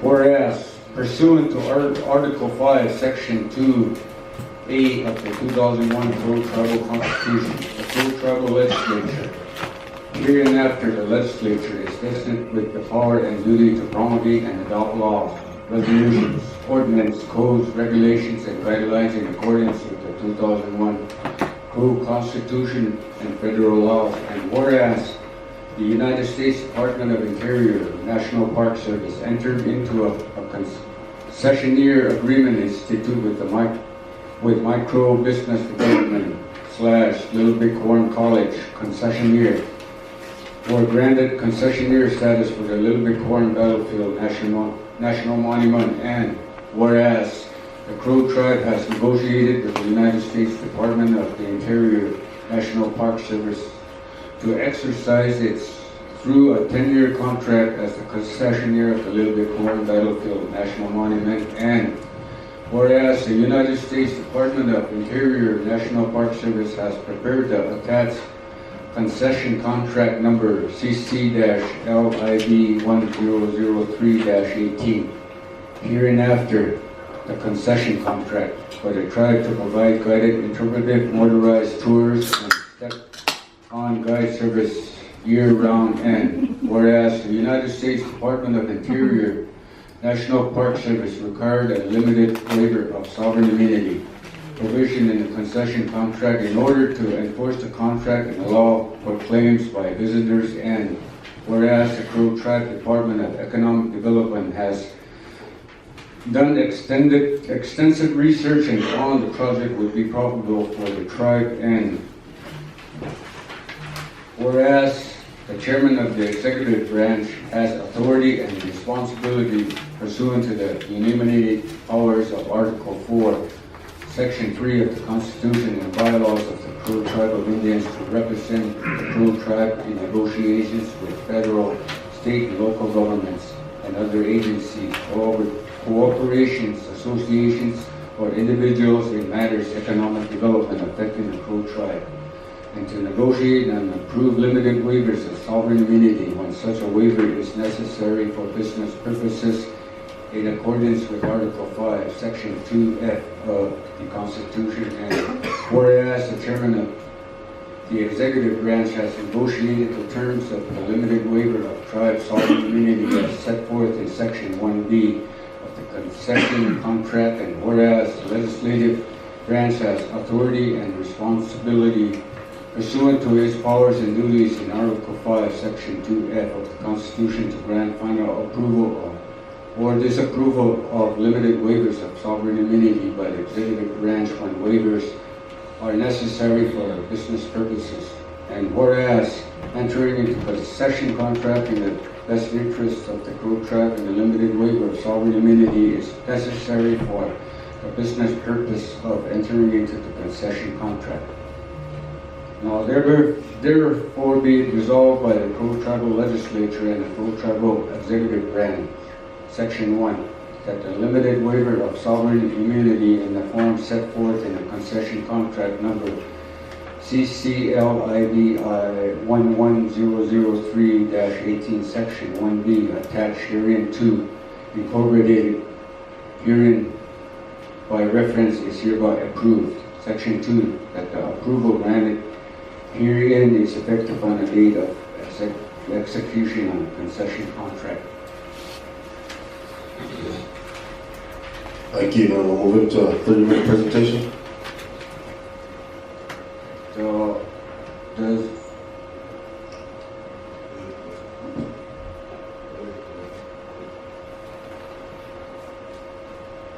this is the little bit on concession here. This is the Absolvate Tours, and I'm gonna ask the Vice Chairman, Executive Branch, to speak on executive behalf, if you will, Mr. Vice Chair. Mr. Speaker, Secretary, members of the body. Yeah, again, I know that Senator Goodluck asked me if this has been presented before here at the legislature previously. I believe Bernie Wilbur, previous administration, was with the Absolvate Tours, and I believe there was others prior to that that brought in this limited waiver of sovereign immunity, the Absolvate Tours. So on behalf of the Absolvate Tours, again, I believe this is it needs your approval. And kukamais is a kanil na him ko e kaharu for the shoe.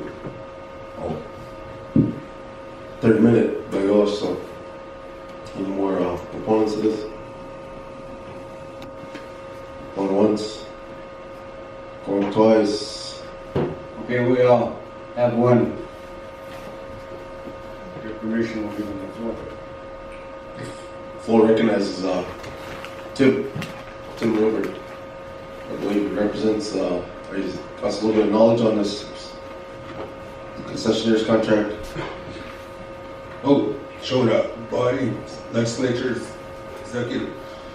Again, concessions that next 10 years go, so we hire about 7 sub-wages employees that about 100,000, 120,000 without you a year. It's a good job thing for people past that the previous class that we can show up. Thank you, Mr. Wilbert. Thank you, Mr. Wilbert. Like Mr. Wilbert stated earlier, this will open up some jobs for the concessionaire, for the tribal members, and the question on in 2008.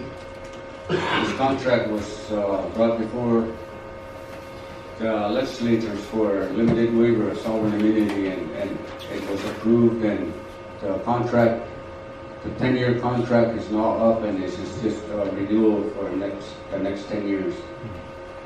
Thank you. Thank you. So with that, we'll move to the designated committee for your recommendation, judicial. Thank you, Mr. Speaker. On February 16, 2018, we had a judicial committee meeting concerning this limited waiver. Consensus taken at the time. 5 members were present and all 5 members voted yes for approval and moved on to regular session for approval. Thank you. So recommendations for approval from judicial committee. Moving on for debate. Open the floor for debate. Senator Robert. I'd just like to ask the chairman of judicial committee what kind of control mechanisms are going to be in place so that when we do get this funding from the National Park Service to employ these individuals, that we won't lose the funding like Head Start, like Co-Tribal Court, like all these other Indian Health Service, all these other programs that the funds are diverted to another purpose.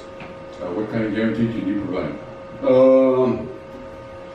The contract is in your packet. It's like a 30-page contract, and as the past 10 years,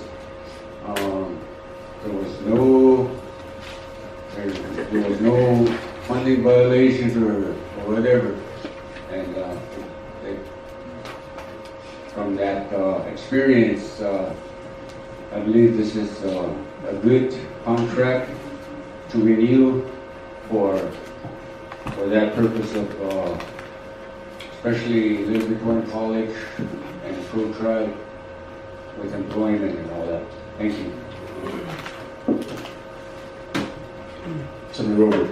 Yes, it says in the 2016 audit that all federal funds, state funds are at high risk, and that many federal funds have been misappropriated, and because of this is a federal code of regulations, a violation. And would you make sure at First Interstate Bank, when the funds are allocated to First Interstate Bank, that you give a personal guarantee that this money will go to these individuals that will be working at within this Park Service presentation? Or would it, if it does go in the black hole and these funds are misappropriated, then what would be the steps that you're going to take? Would you communicate to the auditor? Would you communicate it to other compliance agencies that these federal funds will be maintained for this intended purpose? As the committee chair, I don't think I have that authority to micromanage the executive branch negotiations, and I believe the executive would need to answer that question. Thank you. Senator Whitecliff. Thank you, Speaker. Body. Yes, on this contract here, this is something that would fall under our Talga Inc. It's a business venture on this concession to try to put in the necessary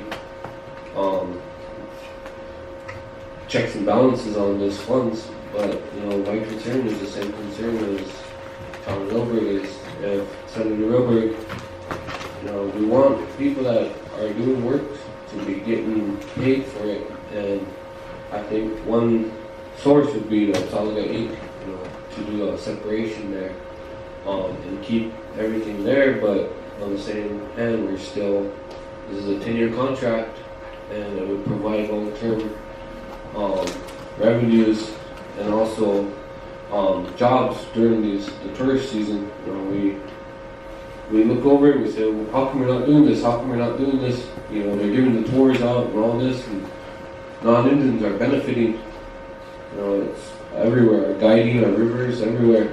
We can make these steps to start bringing some of that in and utilize our own areas for our resources. It would be good, but we still need to try to put these steps and provisions in here under Talaga Inc. to protect the workers there also.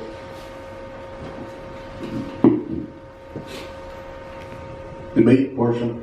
Any more debate? Senator Robert. Yeah, go, na big grant writer, you get grant writer, you get go balik awu, go na balik, go hospital, hospital era stupi. Balik go Howard, go next was go mandatory training, go whether it's Head Start all the way to other programs. Go na balik. This way how you balik na intended purpose it is. Balik how you might. Kung haksa kaya nastu but na biologic side na grant proposal debate. And na legislature, but in all limited waiver deal na balish and the waji staja. Focus the how godi staja justification here go give and there was so go 37 million in the whole when you get it. They got a huge stroke foolish. Like what I was said. IRS got 8 casino accounts, they got a free solution. And I get 8 travel accounts, they got a free certificate. Shot in the cook bill movement. It can happen anytime. They do CPA get ahead.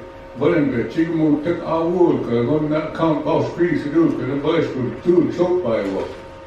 And that grant writers put the money to be I do. Bali ba bako chisu na bali and ilk aga je shot by wood ila ha du gichi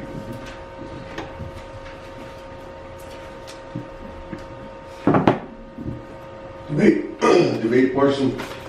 Spotted. There's spotted.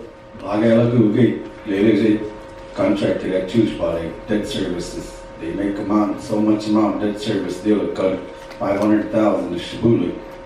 I wasn't sure that CPAs that I look out at the job much. So I go peace to go which is I get no bad jokes that go get by the test and then weeks do as you just go with cheese guys. Oh.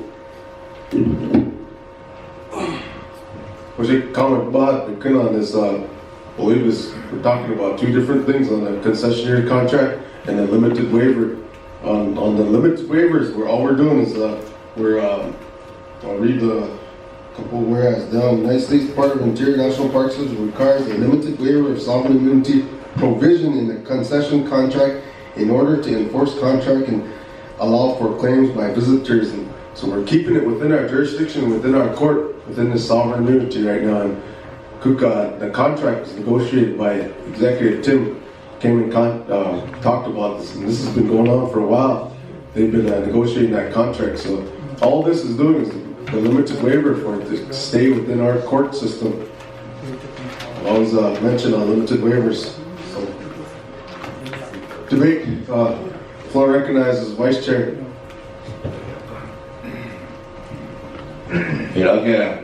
Thank you, Mr. Speaker, Secretary, members of the body. That comment good deal. You're the lawmakers.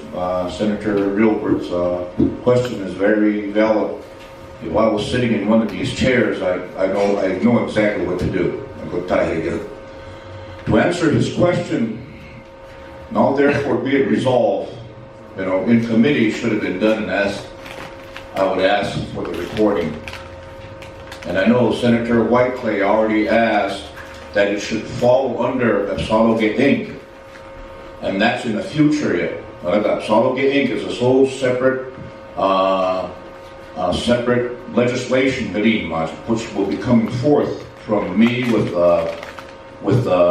Economic Development Chair, Senator Mel Stone. So the directive, the teeth is always going to therefore be it resolved. You ask for that reporting amendment, that's what I would ask for. That the executive branch with section 2, section 3, section 3 or 4, those two questions would be that reporting, how much profit it's making, how much that reporting should come directly to you guys. I've been sitting here 4 terms, 13 years, we don't put the teeth in here as a directive. This is where you can say and make the executive branch accountable. We set this. They have to report. And when absolgating becomes law, it's going to fall under directive. So those are couple amendments that you got to do. Then you'll have your answers there. The contract is separate though. Thank you, Vice Chairman. Any more on debate? Senator Robert. And for the visitors and legislature, they think teacher gonna kun ek bapu gede bagat kade. Now officer classroom off. Teaser kon watch that chill, kon relax it chill. Kon hello, kon boy can start bapu they kon oh shit. Kon len magat kari daga yung kuka kon bus baluli. Teaching it changing new mat charge. Sa but the police Washington DC come like yo to make sakar bomb police. They start 2.7 million with then what is the awakadish awaka police amu Chigas school. What is the hello teachers race money got? White guys, what do we got? Baharis 107. My heroic Baharis will Tarik Yokudu. And one thing you it now, but it's just sick there, couldn't yet take but good. And what's it now support it about it now future there, but by this deal. And generally accepted accounting principles, maintaining the federal code of regulation, every single administration, every single year in and year out, fiscal year. That Deus Kogesh, Exuberant Kogesh, Riga Chita, Washington, Area Director, Washington, D.C., Department of Interior, we need corrective action plan on all our federal funding objectives. I'll be the push to the guy. Then federal agencies for this. But I'll get it. Not buddies. EY used it, EO shares it. That was you want to make up, Yokudu, print all used it, Yokudu. I'll get your sake of Saloga. Is he repossessed the just sake of Saloga? Print all used this suit. But Vicky Jada there. Just sake of Saloga is your show there. Kala Namul and the one will go to the government boss. Go see on me like this. Who get you that program with that net too?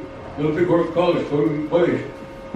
Grant Fish, Egypt, U.S. Department of Extension Growth and Tim. Go on Egypt, Balarka, go Colon. Bala Zawa, go to Hirista, co program with that. And go get the Jewish cook. Grant writers today, program managers today. Polish, Alu got to go to the police. Co-mingling of funds, violation of Code of Federal Regulations, go police, go Kolosat, took on paper with it, Mount, go Yokurit, Axel, they asked you, Sabri the police, will cheat, my Yokut by you. Here I know it will just start quite just made as you cook. And then professionals, program managers, today's column, we have to look out for them, and they're providing these services.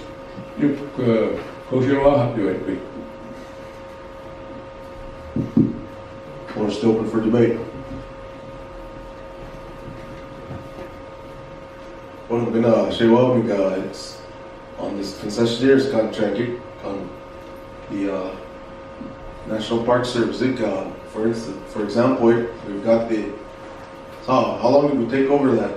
6 years ago. Three, but South Australia, I was sick. Like I had at least we've got that contract, and I hate to see it go by the wayside right now. I guarantee it for another 10 years. When we talk about those mechanisms and moving forward, those can be implemented. It's about who manages that portion of it we talk about. And for us to not pass this waiver, for it to move in front of us, that's an opportunity missed for the tribe, I think. Like we said, we're in dire straits right now, so this opportunity, hey, I hate to see it go in front of us.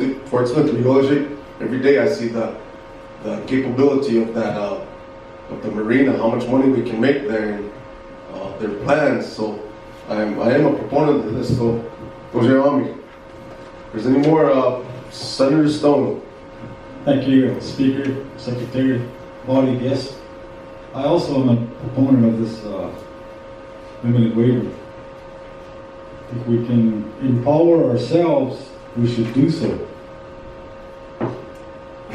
Going forward, we're going to be creating a department called Zalagat Inc. And when we pass this, we can amend it, so as soon as this is up, we can put that underneath that, so it'll be a separation of business and politics. So we should pass this and get going with it. Thank you. Thank you, Senator Stone. That's all on debate. We'll move on to amendment portion. Going once, going twice, Senator Goodluck. Thank you, Mr. Speaker, guests, members of the body, Secretary. I guess I make a motion to add reporting to legislative branch on concessionaire income made, revenue generated. Make that a motion. Second, the motion's on the floor for, could you? I want to make this simple. It's not too big of an amendment, so I think we can all remember that. Write it down, or could you then? I'll make a motion. Motion's on the floor. Let's move. Motion that add reporting on revenue and expenditure revenues. Thank you. Secretary, second on that? Second, Senator Whiteclay, question? Senator Yellen, to all in favor of adding this amendment for reporting on revenue? What was the second portion of that? Expenditures. Okay. All in favor, signify by raising your right hand.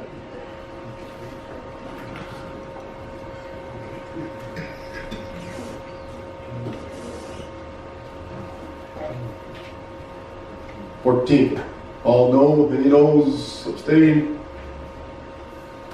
14 yes, 0 no's, 0 abstain. So that amendment passes. Floor is still open for debate. Amendments. Going once, going twice. Closed. Anyone want to make a motion for waive second reading? With amendments, floor recognizes Senator Stone.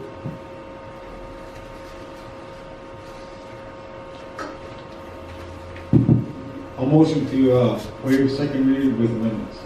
Motion's on the floor, waive second reading with amendments, move on to final roll call vote. Craig, can you second for that? Second, Senator Whiteclay, question, Senator Spot, all in favor, moving with that, signify raise your right hand. So, for the record, Senator Brown is down in attendance, so that is 15, I believe, so. Okay, final roll call vote, Black Lodge. Whiteclay, yes. Shabira Spotted, yes. Whiteclay, Black Lodge, yes.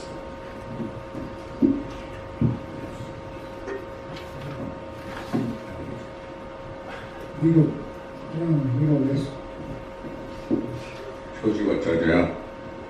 No, yes. Yellowtail Lodge Grass, yes.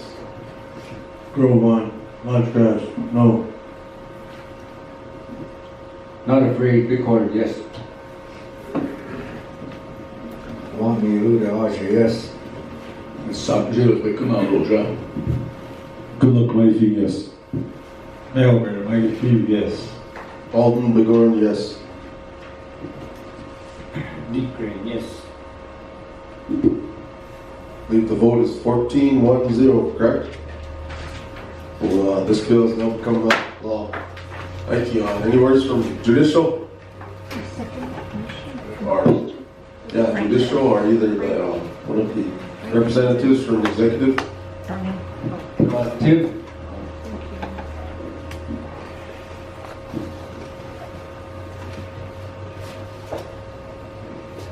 The whole Maj legislatures, executive, Okabad and Adaj is kind of the same thing, Garaj. And late reporting, Garaj, anyway. And it's called an annual financial report. And it's up to 500,000, Garaj. And all those reports, I have those reports. So I'll send all those reports to you guys because I send them to the NPS, National Park Service. And oh, Mike. Oh, thanks. Oh, thank you, Tim. Go. Yes, thank you, Mr. Speaker. We have a whole bunch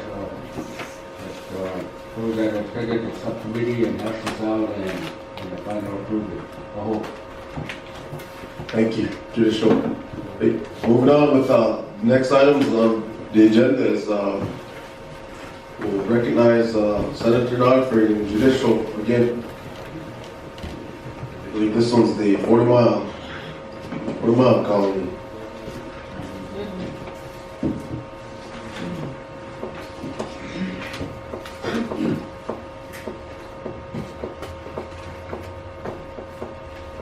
Joint action resolution number 17-blank, introduced by Alvin Noticree, Jr., Chairman, Pro-Tribal Executive Branch. Joint action resolution of the Pro-Tribal Legislature and the Pro-Tribal Executive Branch entitled Resolution approving the Pro-Tribe's limited waiver of sovereign immunity in the construction contract for the Pro-Tribe Water Resource Department, CIP 40 Mile Headworks Improvement Project. Ready a motion to adopt? Motion to adopt by Senator Stone, second. Senator Spotted. Carry on. Whereas the Crow Tribe is prepared to begin the bid process for the Crow Irrigation Project, CIP 40 Mile Headworks Improvement Project, in order to furnish and install all materials, equipment, and labor for the construction of the 40 Mile Headworks Improvement Project within the Bighorn unit of the Crow Irrigation Project to facilitate safer and more efficient and reliable delivery of water to benefit water users within the Crow Irrigation Project. And whereas Exhibit A in the supplementary conditions of the general conditions of construction contract for construction of the Crow Irrigation Project, 40 Mile Headworks Improvement Project, attached here to incorporated in reference requires a limited waiver of sovereign immunity for the limited purpose of enforcing the owner's obligations under the construction contract. And whereas the general scope of work for the project to set forth in Exhibit B attached here to incorporated by the reference. And whereas the chairman of the executive branch has authority and responsibility pursuant to the enumerated powers of Article 4, Section 3A of the Constitution and bylaws of the Crow Tribe of Indians to represent the Crow Tribe in negotiations with federal, state, local government, and other agencies, incorporated associations, individuals, and matters of economic development affecting the Crow Tribe. And in Section 3K to negotiate limited waivers of sovereign immunity when such a waiver is necessary for business purposes in accordance with Article 5, Section 2F of the Constitution. And whereas the legislative branch has authority, responsibility pursuant to the powers and duties in Article 5, Section 2F of the Constitution to grant final approval or disapproval of limited waivers of sovereign immunity by the executive branch of government, and the waiver is necessary. The Crow Tribal Legislature and the Crow Tribal Executive Branch, Section 1, that the limited waiver of sovereign immunity set forth in Exhibit A in the supplementary conditions and general conditions for the construction contract for the Crow Tribe Water Resource Department, CTWRD, rehabilitation and improvements of Pro Irrigation Project, 40 Mile Headworks Improvement Project attached here to as Exhibit A, incorporated by reference and is to approved. Section 2, approval granted herein is effective in the date of approval by the resolution. Thank you, Senator Godfrey. 30-minute presentation. Yield my time to Dr. Alden Bigman. It's time for recognizes Dr. Bigman. 30-minute presentation. Thank you.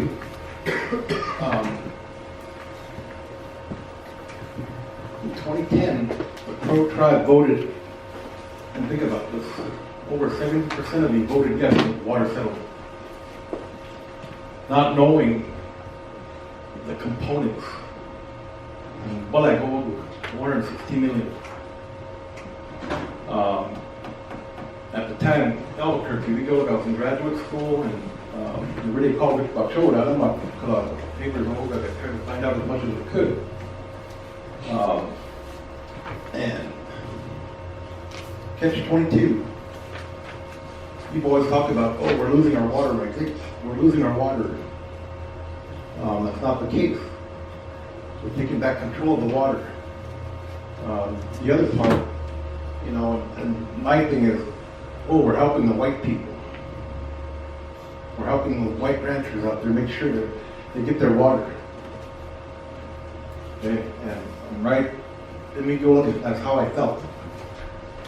When we first started the Crow Tribal Water Resource Department in 2012, Director Glenn, me and Vanette Jefferson Buick we started that program. We're sitting in a little office over there, the old legal. We couldn't even get a pen. We had 460 million, we couldn't get a pen. Because when we understood what we had to do, and I took a break and went to North Dakota, worked in the Bakken, came back, and some of the projects were done. But that was my first complaint. Why are we doing this? To benefit the white people. And I got a 40 mile, this is my example here. It makes us mad that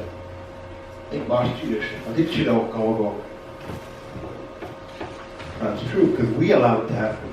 We got to quit saying, hey, everybody has to take responsibility for it. But again, this project's going to roll. We've already got all the components in place, but my assistant Winters Rickster there, he and I looked at that 40 mile colony fish too. We get a lot. We get a lot. And I wanted to skip that project, convince me to skip that project by making went through, looked at it, only to find out that about 70% of that land that was going to be serviced down there belonged to the Crows. We're not the ones using it. We're leasing it out. A lot of you in here are farmers and ranchers. And we've put up hay for 2 years now. We've had to fight everybody around us. And for the first time, we can take this back. And you look out,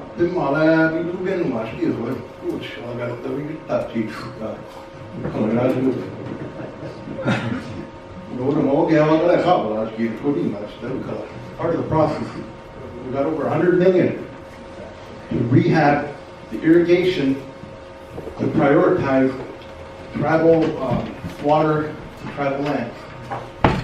We can prioritize that.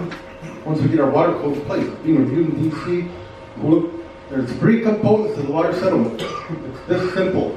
Don't make it harder than it is. 1, Crow irrigation project.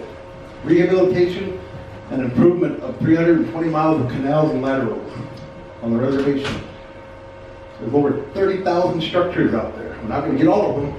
We're prioritizing all tribal lands, a lot of lands that are priority wall. The second component, municipal, rural, and industrial, MR9. We weren't river, but when Tagalog will take it, then we're going to distribute it to the reservation, make sure that we get clean water to everyone. That's the second component.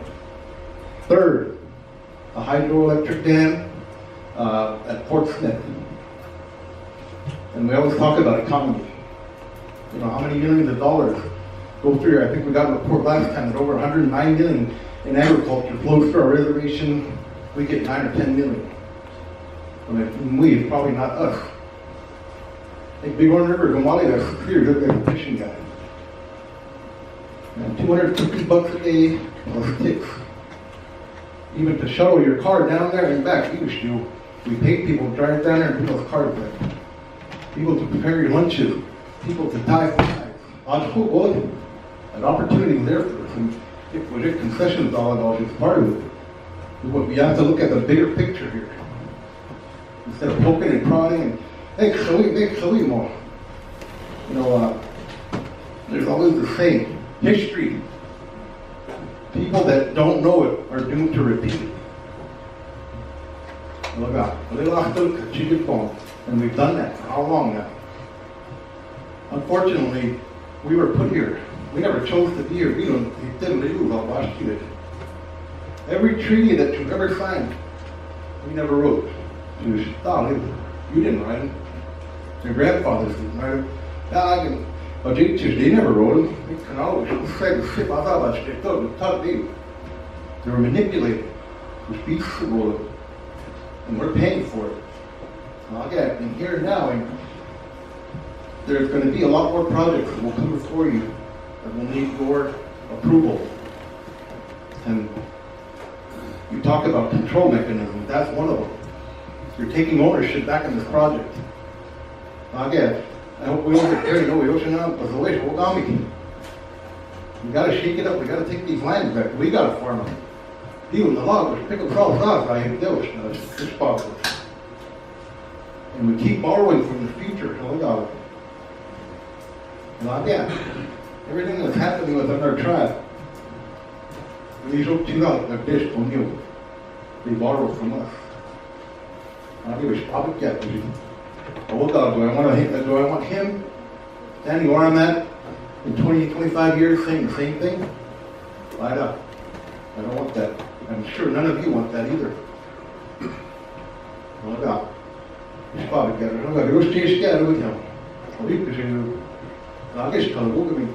is a project that nobody else is going to give you $460 million to take back your water.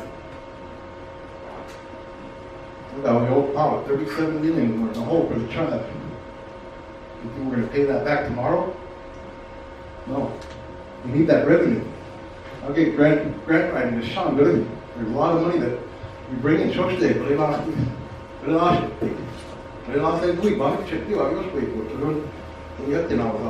That's our tribal system. We got to live within it. We got to work within it. What to do? What's going to happen? No matter what, this project will move forward. I guarantee it. The federal government, even if they have to come in there and do it themselves, we've already settled our water claims. Congress is doing. I just thought, I get President called. The more you mess around with this money, the more likely it is that it will be taken away. So I just like this old guy. Treaty right there. Come over here. I want to take this to the lake today. And I'll kind of close with this. 1861 to 1864, Civil War in Aleut. A group tied the appeal. The federal government. You should be a spot tied, but you do them with the appeal. Well, how much would we matter to them?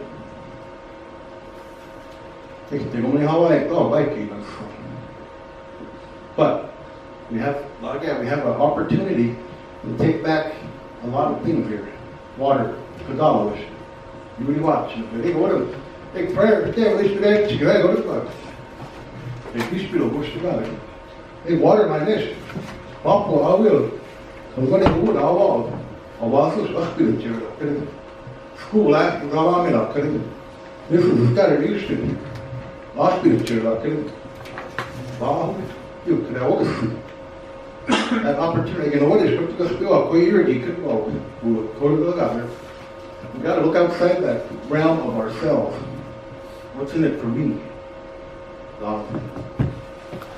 We got to get past that, but I'll close with that and who would show I got us out, you know, it's good.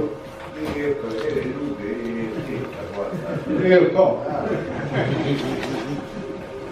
Coach, that's not back on the fish, though, because I'll leave you. Memo looks just like eight green shirts. Green shirts that I watched. So, Oh, 30 seconds. I hope. 30 minutes, 10 minutes, supposed to. Any more presenters on 30-minute presentation? If not, move on. So Senator Lodford. Yeah, that's it. Thank you, Mr. Speaker. All right, so we'll move to the designated committee, judicial committee on this limited waiver for your recommendation. Stated earlier, committee meeting was on Wednesday, April 11th, 2008. 10 members present. Consensus was taken for approval and go on the session for approval. Thank you, Senator Lodford. So that was for approval, 10-0-0. Moving on to debate. Floor is now open for debate. Floor recognizes Senator Goodluck.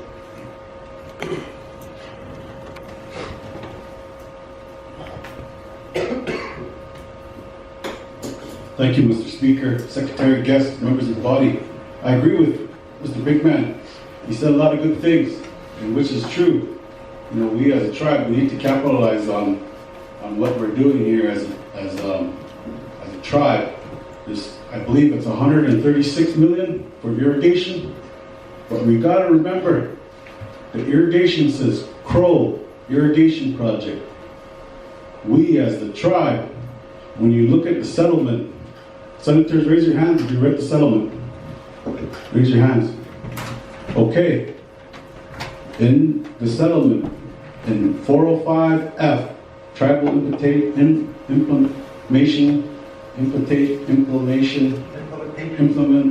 agreement. At least the tribe, it says, the tribe shall plan, design, and construct any and all rehabilitation and improvement requirements by this section. So that means CIP. The job, this is a limited waiver to bid this project out. And who's going to bid on it? Those guys all out there, off the reservation, they're going to bid on this packet. They're going to bid, they're going to throw a number out there. This is designed for, in the settlement, it doesn't word C, but it words T, toward Tribal Water Resource Department. That department is created to do this job. We got to remember that. We have to read. That means if we read till 4 in the morning, we know what we're going to, when this settlement, we know in our head what this is about. So like I said, I agree with Mr. Bigman. There's some positives there, but remember, we're bidding this out now. We're bidding this out and it's going to get bidded on. But remember, in the settlement it says construct and design and create this. So remember that, guys. We're going to be giving this out now. But I'm telling you, we shouldn't be doing these anymore. That in the settlement, that Torch should be hiring 500 crows or more operators. People getting laid off that can operate, can do the concrete work. That's what this is designed for in the settlement. So we got to remember that. BOR is doing a conspiracy and pushing this, the tribe, to do this. Oh, you guys ain't qualified to do this. Oh, bid it out, bid it out. That is the number one conspiracy that's going on. Bighorn Waters User Association. Why don't we got a Crow Tribal Waters User Association? We got to think about that. So like I said, this is what's going to happen, is it's a conspiracy. Doug Greenwald sits at the end of the table. That last time I went to that meeting, he sat there and he told BOR and BIA what to do, and they agreed with him. And that was when the previous contracting consultant crew, I don't know what they were, I forgot the name already. But anyways, that when I went to one of their planning meetings, that's what I seen. So I took a step back and I started reading myself to educate myself. So like I said, we're giving the jobs away, which the program is supposed to hire and construct ourselves. It says it in the settlement. So thank you.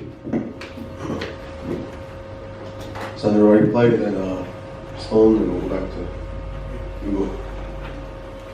Alright, thank you, Speaker, body, guests, Vice Chair. I'm gonna give an opinion on this. I was part of that 28% that didn't think it was good for the Crow. You know, that everything that it says about it, we tied our hands. We can't sell our water outside of Montana. They brought up an idea about selling it outside to San Diego, to all these places that are in drought. 250 million that we can make off of our water, and we're only utilizing 1%. We utilize about 27%, but we can't because we passed this. It's already said and done. But like with what Brandon's saying, this limited waiver is sending it out there for these non-members to bid on it. And you know, me, I run equipment and know how to do that. I grew up in the industry, and when I talk to these people that work for these contractors through Taro, they give them the junk jobs, the labor jobs. I've always said that we don't protect our workers that are working for contractors. Taro doesn't protect them. They go get the junk jobs, they chase them off, and then they come and bring their own guys in. It was like that everywhere. On this, even in our water irrigation projects, it was like that. You know, I knew people that worked for them, and then on these contract jobs, they give them the shit jobs. That's it. You know, they chase them off. They chase our Crow workers off, tell them they're not qualified, that they don't have the experience, that they're not good enough. And I mean, I don't agree with that. Our Crow people are capable. Our other contractors that are out there, they're capable, but we don't give them the opportunity. You know, we had all these other things that come out through water resource. You know, a lot of them is non-members doing the bidding. They do the jobs. They were sent out to the Barlin West did this. They sent them out to Missoulian, the Chronicle, everywhere but here. It was advertised everywhere but here. And you know, when Dr. Alden got in there that first time, they had crews of Crows working. They had their own equipment, their own projects going on. They were doing it. You knew about 20 guys that worked out there. You know, you need these older guys that would offer their experience to these workers and show them how to, you know, be better workers. Now it's, you know, it wasn't like that. And we brought in all these other companies from Minnesota, Rice Lake, all these other ones that came in, and then they treated our people bad, and we didn't care. You know, they go to Taro, they don't go over there and check on them. They don't do their due diligence on that. Okay, well, Crow workers are just lazy, we'll send you another one. But, you know, when it's below zero and they're out there and all those non-members are sitting in a heated cab and they're making your tribal members go out there and do the work they don't want to do for the less pay and all that, just to chase them off so they can bring their friends in, we're not protecting our workers. I agree with what Alden said. I brought that back from USDA. We're not utilizing our farmland. 107 million in 2012, but we get 10 million. And we're not utilizing that. We're not utilizing this water resources to the best of our ability to provide work all the way across the board. We got people all over that have no jobs. The unemployment rate is, you know, through the roof. We got people over here that are selling food, they're having vendors, they're making their means to get by, but yet we're giving out these jobs everywhere else to non-members. Just my opinion, I don't agree with sovereign leaders unless it's totally 100% necessary to where we can't, out of 14,000 membership, we can't find someone to do that specific job. You know, that's my opinion. And, you know, if we need to get it out there, let's try to do something in there. I mean, to hire Crow people. Give Dr. Brigman a chance to kind of run on your question. Then we'll get to Senator Stone and Hugo, just on his question, then we'll get to Senator Stone. Frank, we're talking about giving jobs out. You know, this project 40 Mile was originally bid out at about 1.6 million from exactly a Minnesota firm when we got it. Right now, we've got it down to just the cofferdam, and you know what a cofferdam is. We don't have the tools to do that cofferdam.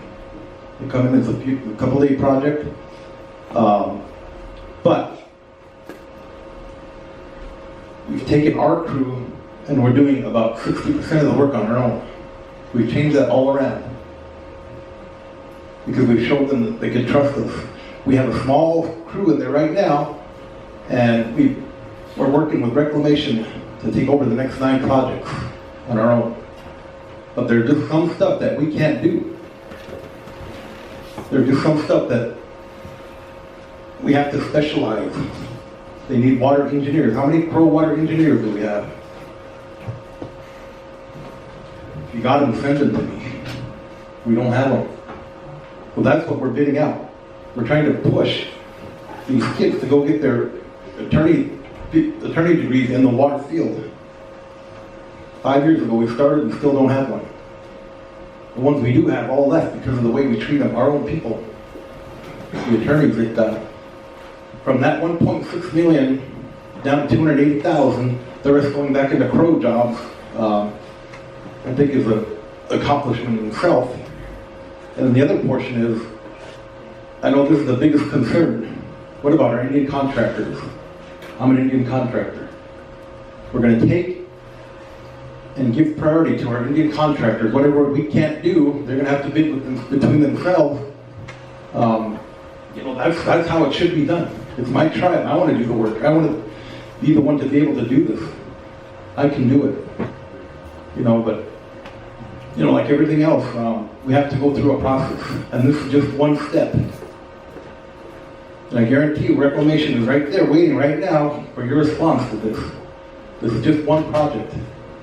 There's going to be 100 more that they're going to want us to do for outside sources, like you said, with tithe.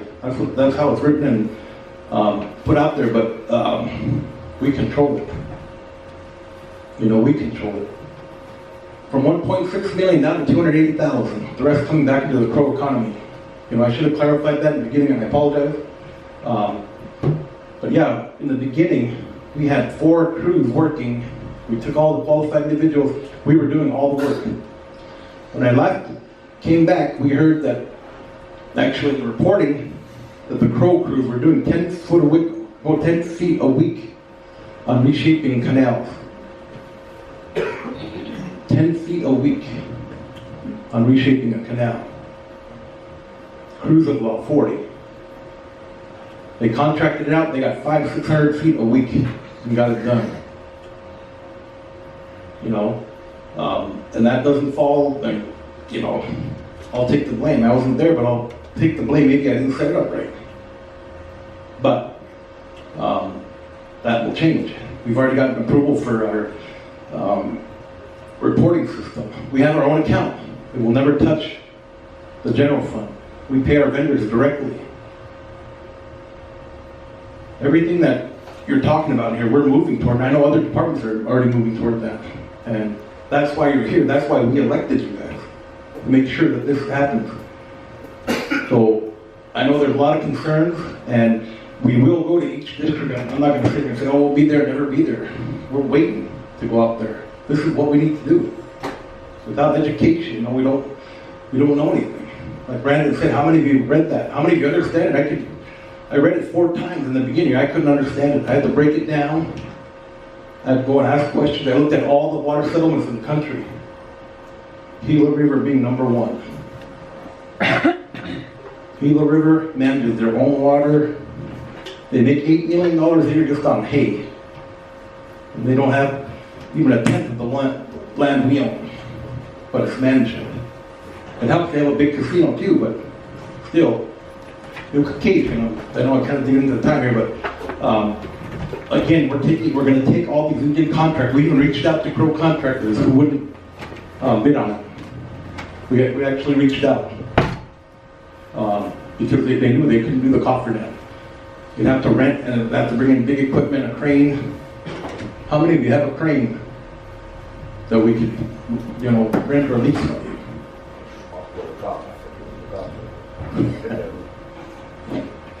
Who would crane it? But you could cage, there's no, if you want transparency, that's all we're providing. We're never going to go around your back. We're never going to give you false information. As long as I'm in there, you're not going to get false information. And like I said, we want to go to each community. We will. We've already assembled a team. We have a curriculum that we want to teach. We have a watershed program. We're going after grants beyond the water settlement. But people say, we'll do it. Oh. It's understood, and we'll go over it. Thank you, Speaker, Secretary, body, guests. Under this Economic Development Committee, we created a contracting company called CNCC, Crow Nation Construction Company.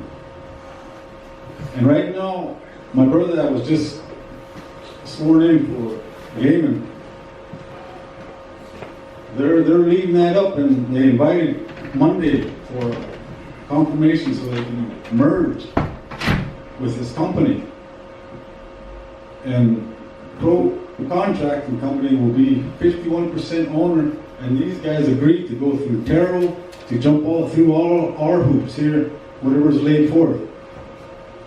And with that, this company is going to educate this contracting company on everything that they need to know as far as water's concerned, buildings concerned, all that kind of stuff. So when the bids go out, this Crow Contracting Company can put their bid in for this water resource. And that'll help us as a nation to employ our own, to work our own, to be our own stand-up entity, our own stand-up nation, so we can take care of ourselves. And that's what that is for, is to go after these contracts so they don't go out the reservation. This Pro Contracting Company can intercept that and bring it back here and employ our boys. There's a lot of hands out there that are very capable of doing so. So that's why this entity was created, and it's separated. It goes back to separating business from politics. This company hires according to their skill set, what they know, how they know it. They got all their applicants, and then they start hashing them out till they get to the very ones that they need. So this company, this CNCC can help. They'll help. So all these $1 million contracts won't go off reservation. They'll be able to catch that. So I just like to bring that out. Thank you. Thank you, Senator Stone. That's a good point. That way, we keep our workers here and those contracts. So Senator Whitecliffe, then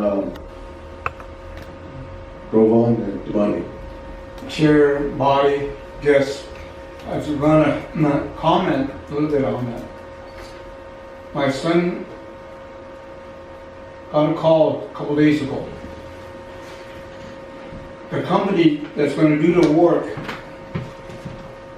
they called my son to come and ramrod the project that they're going to do here. He's a Crow member. He knows what he's doing. A few years back when they did the work over at the dam here, he was the foreman. And he said, we couldn't keep Crow men over 3 or 4 hours. They cannot handle the job. They cannot do the job. It's hard work. You might send 20 guys there. Maybe one would qualify or do the handle. They go for a break, they never come back. They go for lunch, they never come back. Yes, we got willing workers, but they need to be qualified. They need to work on their own time. So, like this company that got this contract, they called my son and said, come and work for us. Ran around with this. Be the superintendent or the foreman. But like I said, we need our crow boys working, but they need to learn how to stick with the job. You know. Thank you, Senator Whiteclay. Senator Groban. Thank you, Speaker. Members of the body, yes. Actually, I have the same concern Brandon had here about bidding out the projects. Because, we should be hiring our own instead of bidding it out to a non-native coming on the reservation and making money. And just leaving, that ain't right. We need to get them qualified, and, if they're qualified, Google's saying anyone is something to work for that non-native company. So there's qualified people out there that I think water resources should pick up, to have them do this work. But that's the only thing I disagree with is the bidding out the work. That Crow's money that we're bidding out to giving it to the non-Crows. So the concern I have. Thank you, Speaker. Senator Devine. Thank you, Speaker. Yes. Body. Talk about using Crow members to do these biddings. There's a Crow that I know that was certified, worked over 20 years in construction. I think you guys were familiar with him. At one point, past administration didn't protect some of his rights being a Crow member. I don't know the details of it, and I don't want to go into it, but there was an arbitration, and at that point, the administration stepped away from him, and he ended up getting his credibility tarnished. And you talk about hiring Crow members. How is this going to work out when you're working on $1 million, maybe $1 billion jobs? How are they going to protect themselves with these liability insurances and being bonded and things like that? Maybe we need to go back and amend this, look at those type of things, because there is a Crow member that's an expert in construction, whether or not you guys know it. And he's still looking for work to this day, and he's hurt by the past administration. Thank you, Senator Devine. Debate, there's no debate. That's all for debate. We'll move on. Going once, going twice. Sold. Amendments. We have new amendments in this waiver. Senator Godfrey, nothing. No amendments. With that, we'll go to, can I get a motion? Full recognize Senator Godfrey. Are we done with the debate? Yep. Yeah. Motion to waive second reading and roll call vote. Motion's on the floor to waive second reading. Moving to final roll call vote. All in favor, raise your right hand. Need a second. Oh, take a motion, take a second on the motion. Second, Senator Stone, question? Senator Groban. All in favor, moving on, final roll call vote, signify raising your right hand. I'm on leash today. Backlash.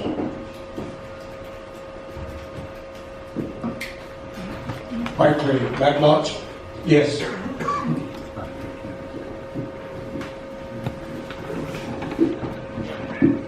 Spotted, Black Lodge, yes. Whiteclay, Black Lodge abstain.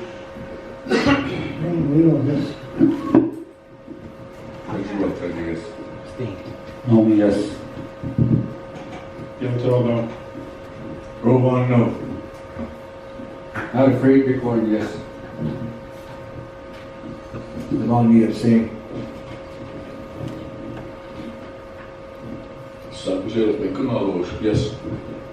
Good luck, mighty few, no. Melbourne, mighty few, yes. Alden Bighorn, yes. Deep Drain abstain.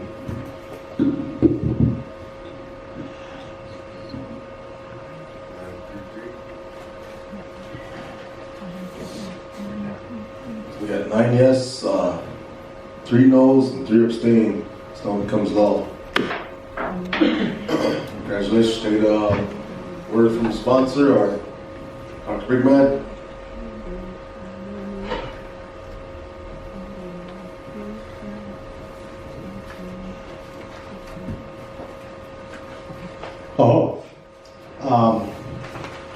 And I recognize or understand the no's or abstains, constituents always, and we need to educate them, and we're here for that.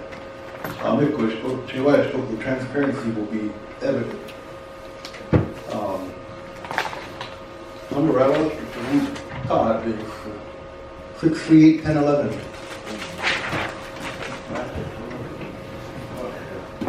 Anytime you need anything from me, call me. And what I'm asking each of you senators to do is invite us out to your districts. Get them ready. We'll go in there and we'll give you all the information we can. Reclamation is going to come in and talk too. But remember, it's our project, we control it. And it's evident in this one here that you approved. Again, we went from about $1.5 million going out to only $280,000 to bring in a crane and do some minor projects. And we know CACC. We know who they are, and we're excited. We know who the pro contractors are, and we're going to reach out because my priority is keeping that money here for my kids and my grandkids. I don't want somebody in Minnesota driving a nice truck on my dime. You could have a cold use at home.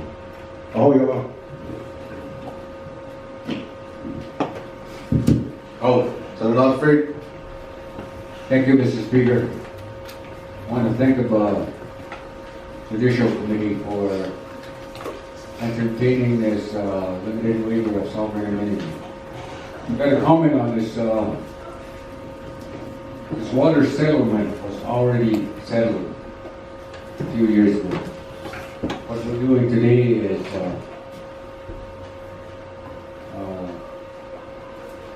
waiving a limited waiver of sovereign immunity. And remember, if anything arises between a contractor and CIB, arbitration stays in tribal court. That's some of the comment I got. Thank you. Moving on, I believe we got one more item on the agenda today. It's the AIC. I believe your packets, you're going to find your documents, correct? April packets, you'll find your AIC documents. You'll have to look around here for your AIC. Turn the floor over to Natural Resource Committee. Senator Whitecliffe.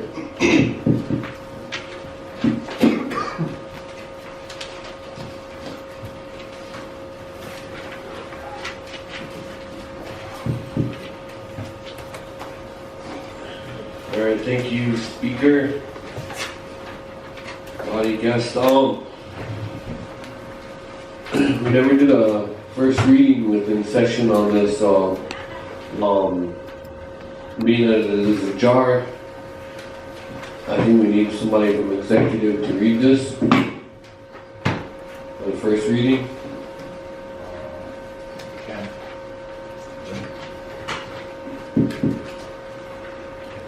Executive, I would designate to read this into record.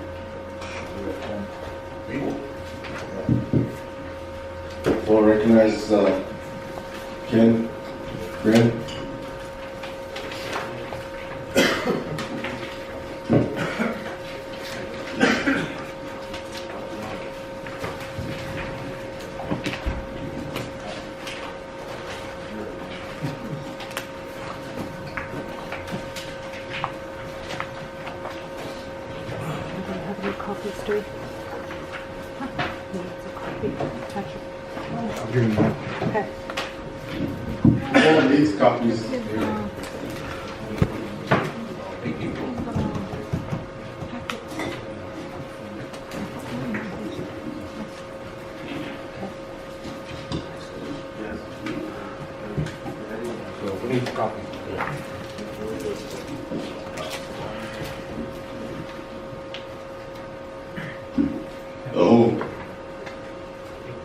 My job title for Crow Nation is Energy Director, fossil fuels.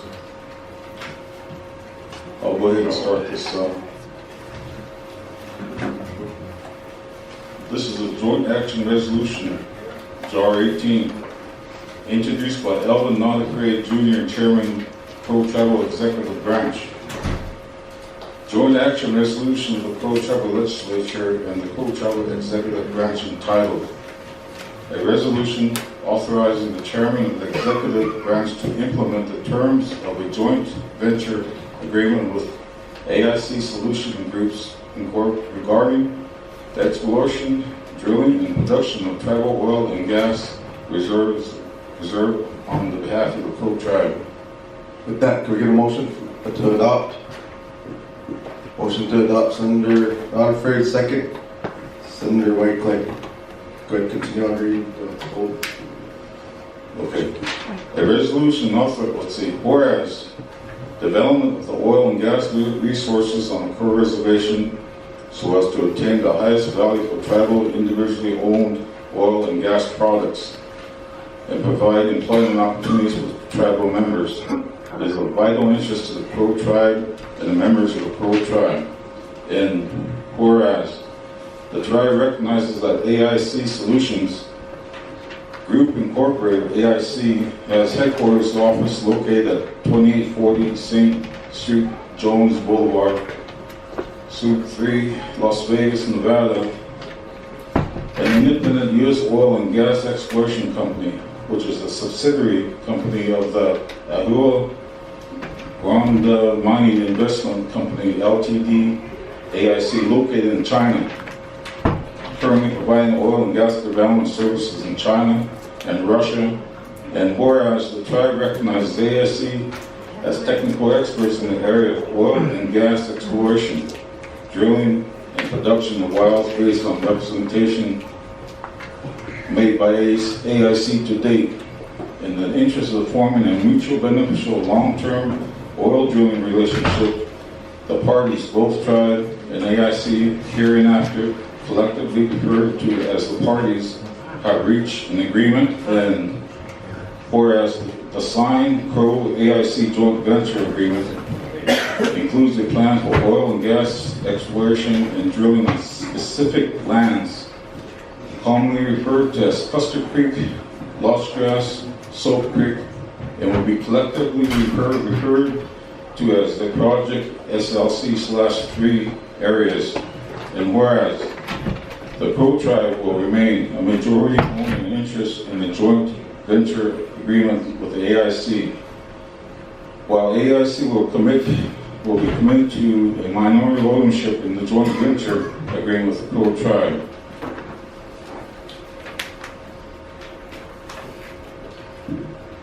And whereas the Crow Tribe and AIC have agreed to the production of three-dimensional seismic studies to be produced for the areas described above for oil and gas exploration on the Crow Indian Reservation. And whereas the Executive Branch, the Legislative Branch, along with Natural Resource Committee for the Crow Legislative Branch, have reviewed the contract terms of the joint venture agreement with AIC and have determined that the terms and conditions are acceptable. And whereas both parties have agreed that the Crow Tribe Court will have jurisdiction in all issues regarding the enforcement of the joint venture agreement. And whereas the Crow Tribe and AIC have agreed that nothing in the joint venture agreement will be interpreted to waive the Crow Tribal sovereign immunity. And whereas the Crow Tribe is not required to commit any funds, assets, revenue, collaterally, or other security for AIC's performance of the joint venture agreement.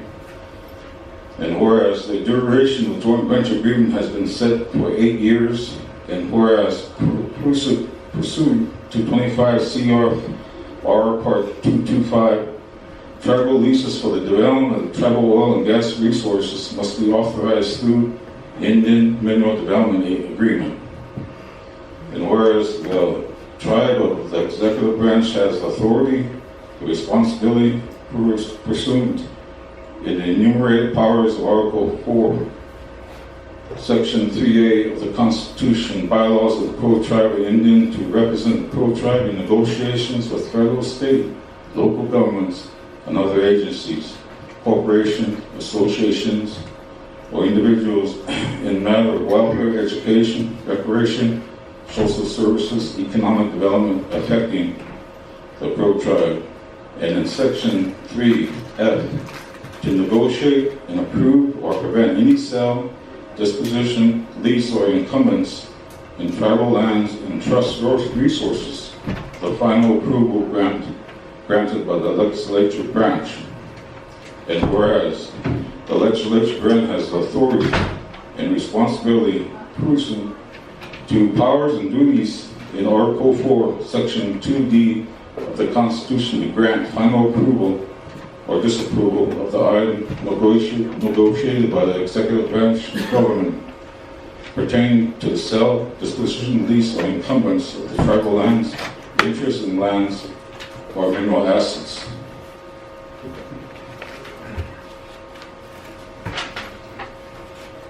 Now therefore, be it resolved by the Crow Tribal Legislature and the Crow Tribal Executive Branch. Section 1, that the chairman of the executive branch is hereby authorized to implement on behalf of the Crow Tribe the joint venture agreement with AIC, including all necessary contracts, permits, power of attorney, and other documents needed for the leases for Crow Tribal oil and gas exploration and development. Custer Creek, Lodgegrass, Soap Creek will be collectively be referred to as Project SLC 3 areas, subject to approval of the Secretary of Interior or to her designee, pursuant to 25 CIF Part 225, provided that 2, Section 2, that the tribal revenue derived from the Crow Tribal oil and gas leases will be included in the annual comprehensive budget report provided by Crow Tribal Finance Department for the purpose of being considered in the following budget year. 3, that the approval grant herein is in effect on the day of approval of this resolution. Thank you. Okay, now we'll go to a 30-minute presentation. Senator Clayton, got a 30-minute presentation.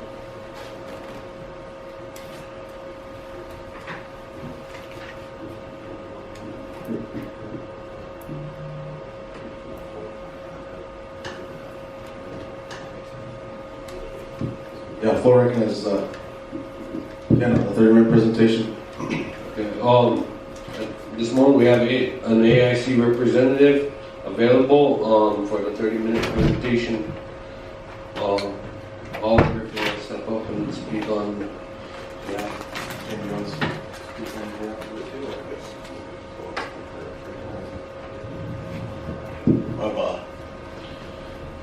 Senator Half give his 30-minute presentation. Once a senator, always a senator, they say. Oh, thank you, Committee Chair Wayne Clay, Speaker, Secretary, members of the Legislative Branch, and Vice Chair, members of the Crow Tribal Council.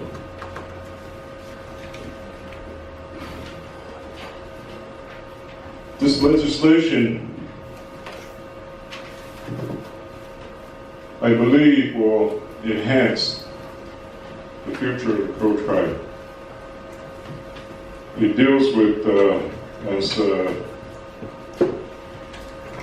fossil fuel.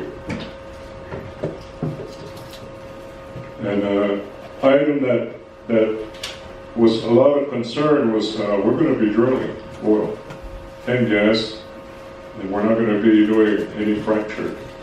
That's one of the things that was brought out by the company that I represent.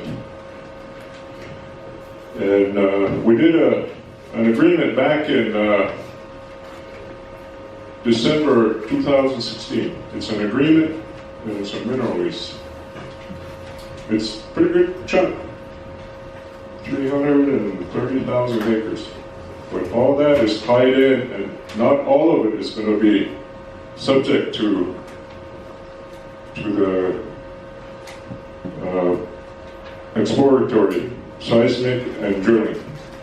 There's just going to be some parts of it that's already known where the oil is at. Satellite imagery is what's being used nowadays. They can shoot these satellites and they have an idea where there's oil, gas, aggregate, coal, whatever. And some of the presentations that we have done, we have about 3 to 4 large pockets of oil. Soap Creek, Lodge Grass, Custard Creek, and $1 Million Creek. Now the seismic that's going to come in, what they're going to do is they're going to locate a route. And they're going to follow that route and they're going to get the outside edges of this big cavity of oil or gas. And then as soon as they get done, they go to the next site. And they'll start exploratory drilling. And what they're going to do, I can say one area, there's going to be over 100 wells. And in this contract, it says AIC will absorb all the expenses. When you have a company, oil company, come in and do an exploratory drilling, and they hit nothing, that company and the tribe has to pay for that cost. Where in this case, the tribe don't even have to put any money down. And that's one of the good sides about this contract. And with this JAR, it's going to open up opportunities too. But that part there, I can't say. And the company, they have oil refineries, they have gas refineries in West Coast, South Coast, in China, and in Russia. And they're a big time company. And they're willing to come over here out of their own pockets, do the seismograph data for the Crow tribe. Okay. Everybody that's been involved with energy projects, each time they do data reports, none of that goes back to the tribe. If we're going to look at that data or use it, we have to pay a pretty darn big price for that. It's not ours. But this one here, guaranteed, is going to go to the tribe. Now, all that information on that seismograph data is a bargaining tool for the Crow tribe. Now we have a bargaining tool to go outside and deal with other companies, if that's the case. So that's a plus. When we brought this company over, we were shooting for October 2017 to start drilling. But each time we had delays, and we come up this far. And most of it was due to we were kind of miscommunicating, I guess, what we were going to need and who was going to show up and all that. But at the tail end here, everybody got together. All the information that needed to be handed out was handed out. Each one of the senators in here has a document of the company, the licensing, and their capability and their expertise. So with that, I'm going to give up the floor. And this is an opportunity for the Crow tribe. And I don't see nothing coming in.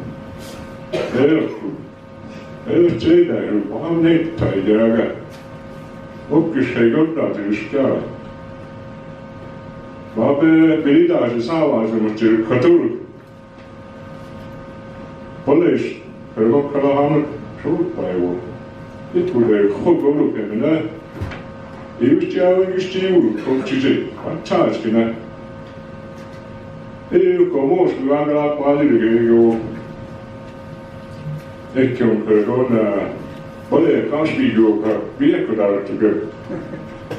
Tribe, Bali was said. I'm not working for the tribe. They didn't represent Code Pop.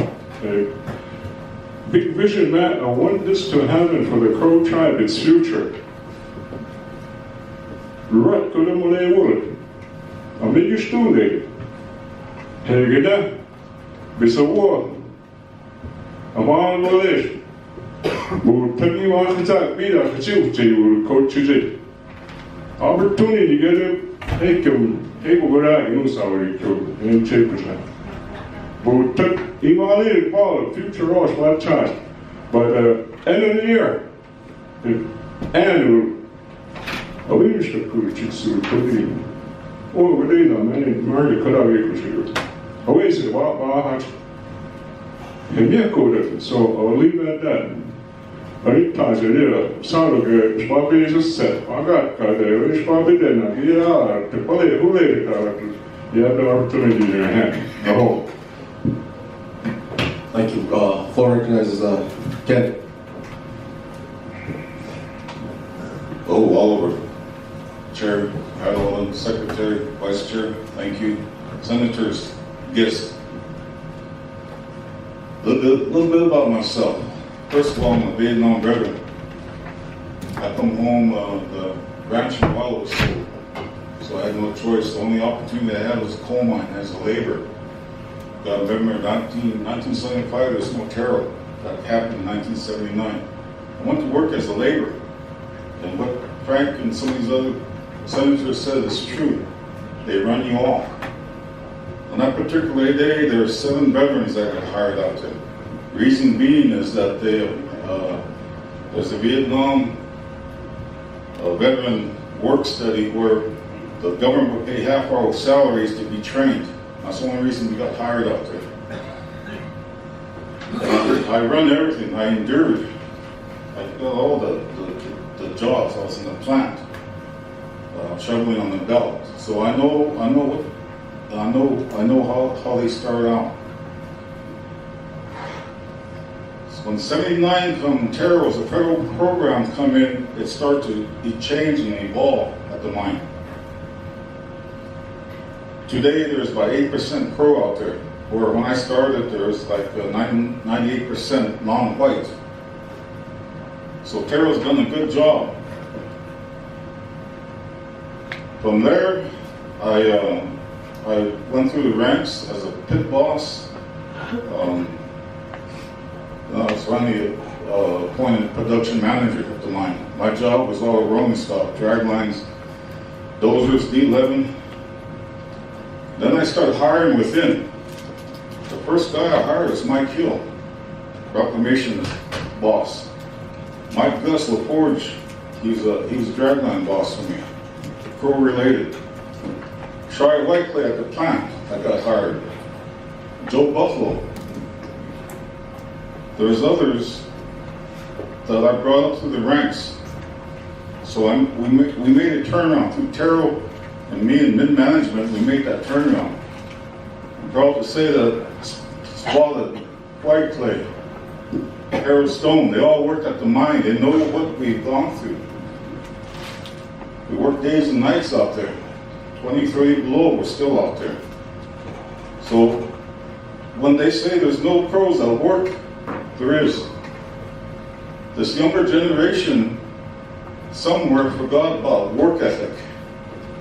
So Harkey was talking about that. How do we turn that around? Well, it starts at home.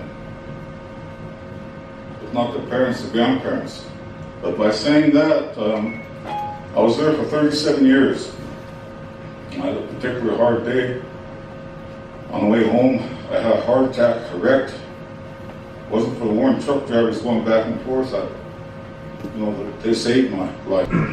They're going to bring about 60 people. We'll match them up with our young Crow people, young men and young ladies, to work with them at a high dollar rate, maybe $30, $35. We talked about that. It's all verbal, but having anything to do with it, I'll make them stand by that. This seismic of those areas is what, $8 million? maybe more. That's our information. That's ours to keep. I talked to Mr. Yeltel about it. And so by that, we have a picture of what's in our resources, in our ground. Our teaching water. Other minerals that, we're resource rich, cash poor. We have 18 trillion cubic feet of coal bed methane alone, not natural gas. Years ago, when it was $100 a thousand cubic feet, each one of us was worth $18 million each. And we don't do nothing about it. You look at the southeast part of the reservation, we have some oil wells, 13 that are capped. But off that reservation, that block is black. Those are oil wells and gas. And what they're doing is horizontal drilling. They're taking our resources. Westwood's over in Washgrass. You don't think they're taking our oil? They've been there, 40 years? Okay. I'm going to break this down. It's in your packet. Where you signed an agreement for 8 years. And I'll try to make it so we all understand it. When you look at a lease, coal lease, the highest it can go is like 18%. Federally lease on coal and oil and gas. And then right now, when Westmoreland was shipping coal, before they made an amendment this last administration, the tribe was realizing $18 to $20 million a year. With that change, we might make $6 million. So we're in a financial crisis. And I understand we can't depend on coal like we've done for the last 40 years. We've got to go out there and explore oil and gas. We have limestone in Pryor. We've got biomass in Pryor. There's so much we can do, and we're working that direction. This initial borehole, I was questioned about the 51%. But in 2007, this legislature passed the MGLLC, I believe the late Carl Vannon administration, and it's never been used. Let me back up a step. These entities that come on the reservation, American Petroleum Institute is one of them that wanted to drill oil. Because Indian lands are considered lands like National Park, to drill oil on the reservation, the permit costs $9,500.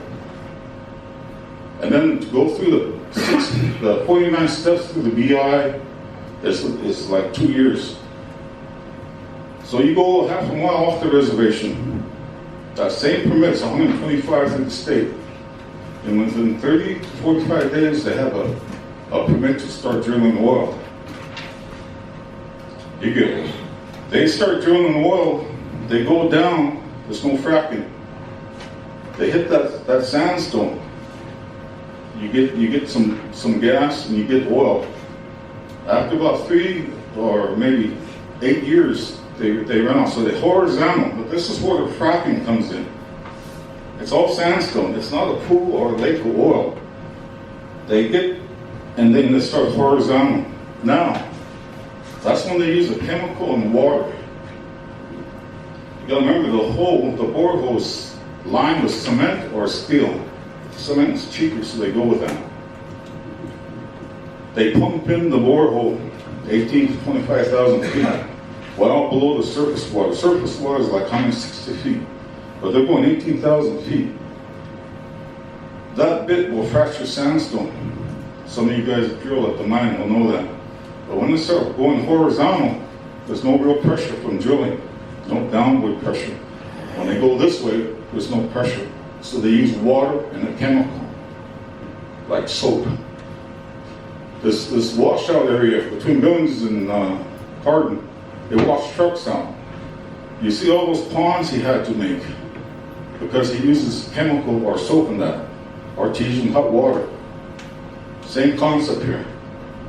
You push water down at 9,000 per square inch going horizontally. That's called fracking. It fractures the sandstone. It goes up to a mile. That's as far as they can go with today's technology, in every direction. That's why I know they're stealing our resources down on the edge of the reservation, because they've done it for 40 years, now they're doing horizontal. So our task today, as the executive and legislation, even judicial, we have a responsibility to mine coal, but also to produce gas, oil, hydro water. We got aggregate. We got so much to do, and we need to stop fighting each other. We need to communicate and read. Mr. Goodluck has a good point. You gotta read. Dr. Bigman had good. You gotta read, and sometimes you gotta keep reading. Education, Glenn Coos says, is our greatest resource. Somewhere along the line, with Zolo, people forgot that. From our experience, we got the most knowledgeable indigenous tribe in the United States. We have the most degree individuals have done. One step that we didn't tell them was that they got to use that degree to open doors, and naturally on the outside world, you start at the bottom rung and you work yourself up through the company. That's what a degree will do for you. Not like me. I'm educated. I started my degree in microbiology. I got drafted, so I joined the Air Force. I come home as a family and no opportunity at all. No money for school. The job was the only coal mine. And I made the most of it. I inadvertently decided that I was going to stay there because I had kids, and the ones that grew up in wild in my community, you know that we were poor. And I said, I'll never be poor again. I'm deflecting a little bit, but we have an opportunity here. We got, in committee, like they said, you can have teeth by law, reports by law, and get it straight out here in committee. And I think this is a good deal. After 8 years, that's as long as it's contract, right after the 4th year, 51% kicks in.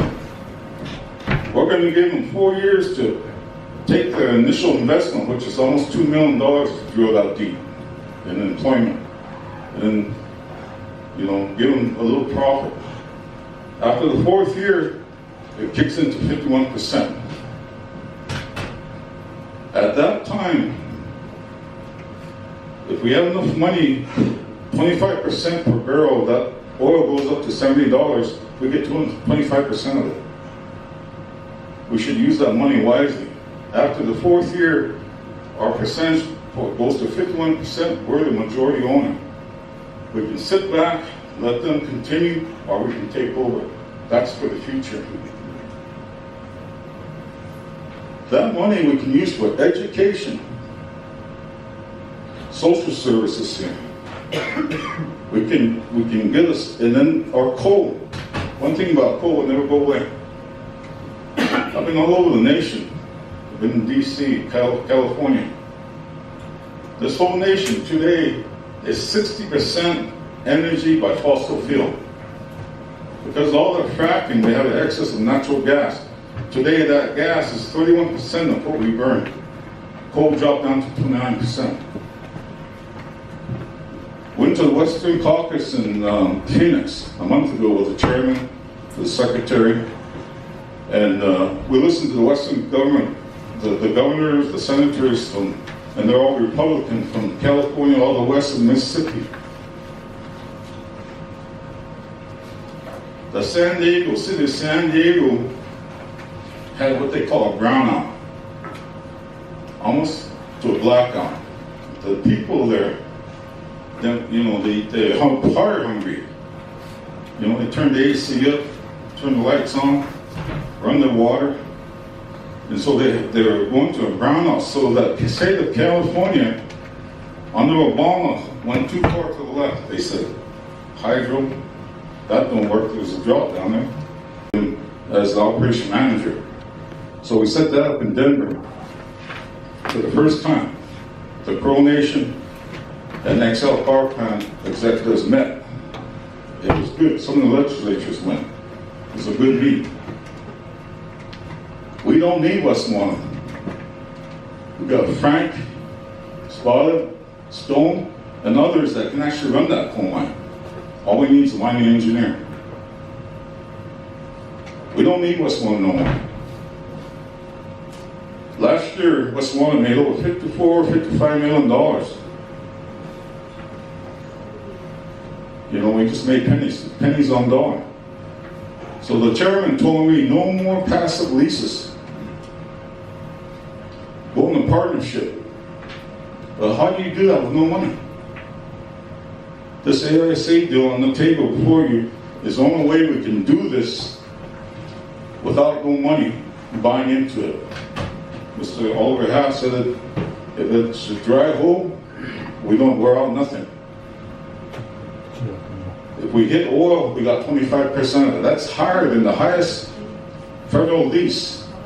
The highest you can go is 18%. But this here is 25%. Okay. And I think it's a good deal, in my opinion, because we got not put nothing down. Okay. Okay, I'll go one more step. The chairman give the authority with AIC, and I think Frank and some of these guys know that private people, landowners out there, can actually make their own deal with them if they have mineral rights. It's never been done before. The Chinese have so much money, they own America. After this deal's done, they want to look, they got, under the MOU, they got the qualities of coal from Westmoreland. We'll use the Chinese money to buy Westmoreland out, and we'll run that mine. With that, verbally, the Chinese people offered a $10 million ton contract a year for the next 10 years. Because China today is burning 9 billion tons a year.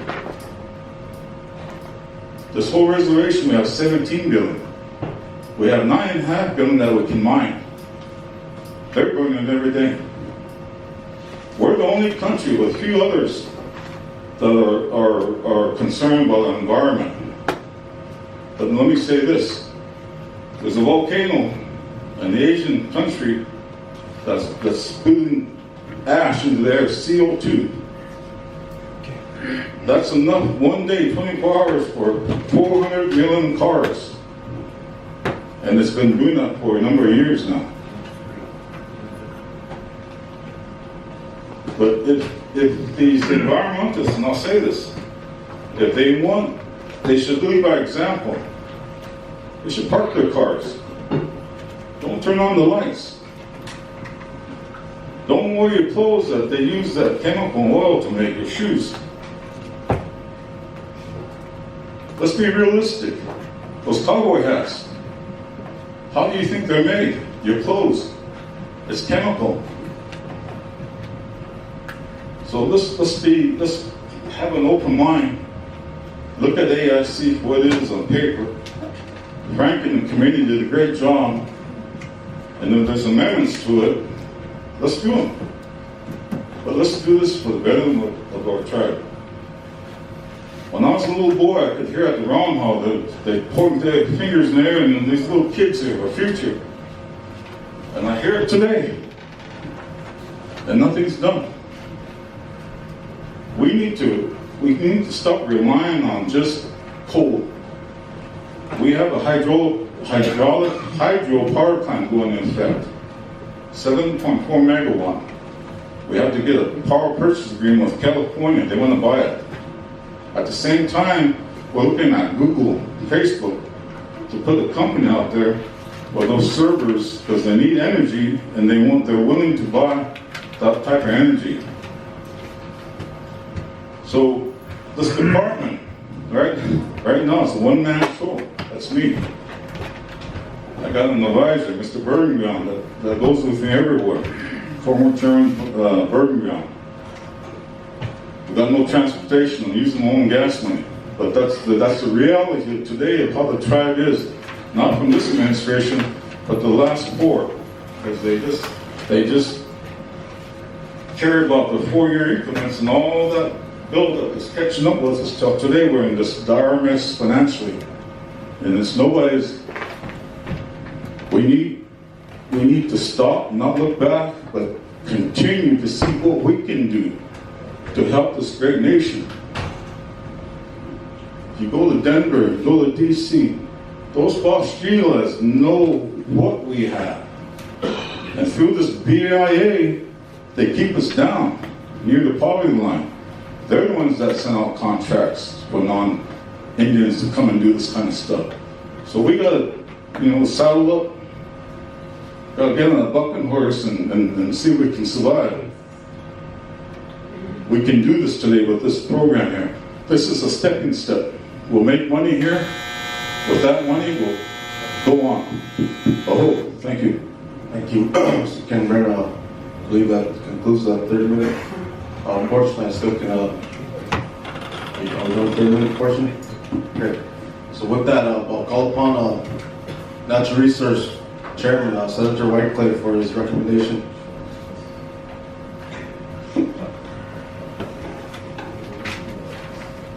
All right, thank you, Speaker, Chair. Thank you, Ken Brennan, staff, AIC representative. This was a joint action resolution with a joint committee with Economic Development, Senator Tubby Stone. We went through it. We had numerous meetings. We said, and then on April 9th, the Natural Resource Committee, we had 12 members present, and we had a vote, but on the vote, we had an amendment that was on there in my notes from Senator Goodluck to include no fracking with environmental laws to the foundation, for the foundational future. And I believe that was, we were directing that to the EPA code, right? Then we had a motion by Senator Not Afraid, second by Pat, with a question by Senator Huggs, with a vote of 9 yes, 2 no, and 1 abstain for approval to the floor. And it was a committee recommendation for approval. Thank you, Senator Whitecliffe. So that was motion for approval through committee. So now I move over to debate. The floor is now open for debate. Floor recognizes Senator Goodluck. Thank you. Thank you, Mr. Speaker. Secretary, guests, members of the body, visitors. In Rule 20, it says that I can make a motion to refer this bill to Rule 20 for public hearings for each district. I'll make that as a motion. It says that the speaker will set the dates, and hopefully we can get this passed, this Rule 20, so we can come back within the next 2 weeks and reconvene with this. I'll make that as a motion. Before we make that motion, it specifies under Rule 20 that you use, whoever's making that motion, specify that date. 20B, if you read 20B, the referral motion shall specify whether the public hearing is conducted by the full legislature with a quorum requirements or by the committee having oversight matters within the proposed shall set a time frame for public hearing to take place and shall specify when the legislature take upon the matter. So that has to come within the motion. You want natural resource, within your motion, you want probably Natural Resource Committee. Natural Resource by deadline. By committee members, by district. By district. By district. Timeline. 2 weeks. We have 2 weeks. 2 weeks will be wrapped up and we'll be back onto the floor. Okay, so the motion on the floor is Rule 20 deferred to the districts for public hearing with Natural Resource in accordance with 2 weeks deadline.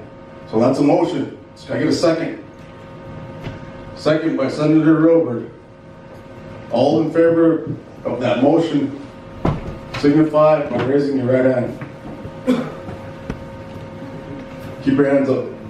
1, 2, 3, 4, 5. All opposed, signify by raising your right hands. 1, 2, 3, 4, 5, 6, 7, 8. 8, 5, I believe. Abstain. I believe we're missing. Revoke. 14, like I said, so there's 14. 9-5, correct? 13, 3, 1, 9, 5. Let's do it again. All opposed, raise your right hand. Clarify what they're So- voting so on. You're voting on setting this to public hearing. So there was first one, so all those in favor of sending this to public hearing signify by raising your right hand. Okay, so leave your hand up. 2, 3, 4, 5, 6. Then all opposed. Keep your hands up, all opposed.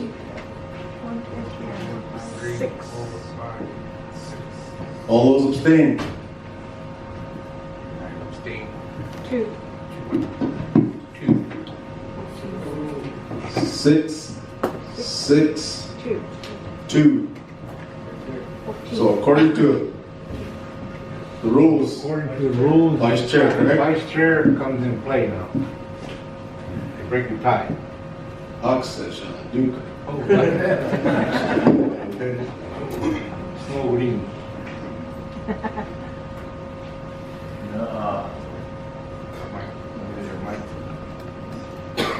Thank you, Mr. Speaker, members of the legislative body, Secretary Deep Grain. Again, contract Frank Whiteley, never been given to me. And then today, I've heard that I've never attended any of the other meetings. And then I run this by Secretary Okro, Executive Branch.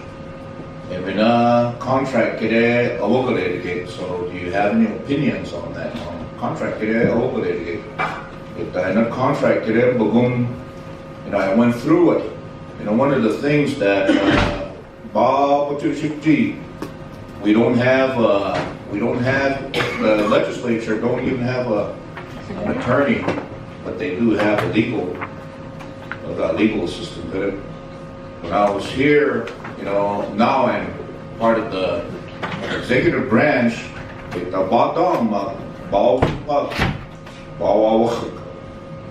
Showing pictures, but I make those decisions. So, I believe that there's always time for the public hearings. I'm going to vote for the public hearing, because the Crow tribe has to know. Then, if the legislative branch, they have to do their job as well too. Go to their districts and ask those questions and bring it back. And I believe one of the motions that I believe that they have to do is special session meeting, and that motion's got to be part of that. Because therefore, in 2 weeks, a special session meeting is going to be called for, and you come right back in. And that's some of the things being here previously. There's always a directive. You got to be specific about those directives so that you're coming back in here for those special sessions. So my opinion and my vote is to take it to public hearing. So that's my vote.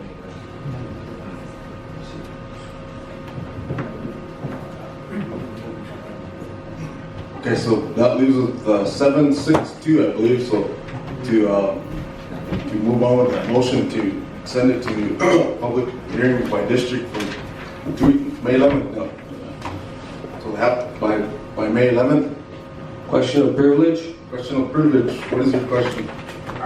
So you're getting down the dates. We're going from 2 weeks. That'll put it on May 11th. Are we going to call the special session on May 11th? Or are we going to have the special session on May 11th? So no, we have to, once the conclusion of the 2 weeks is over, then it's 48-hour notice. 48-hour notice. 48-hour notice, then we can call a special session. 2 days. So 2 days. Once that deadline for May 11th comes. All right.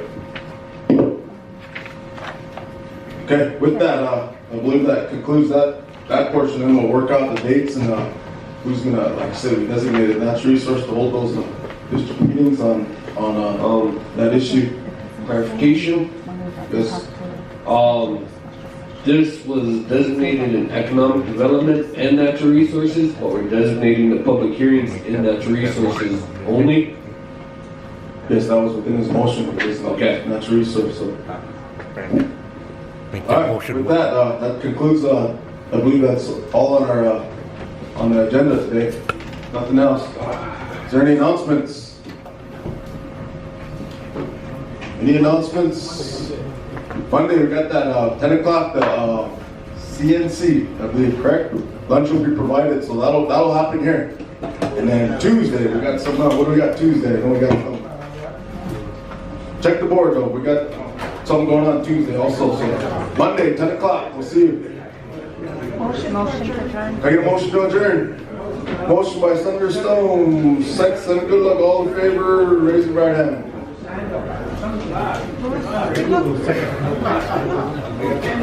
Ayes have it.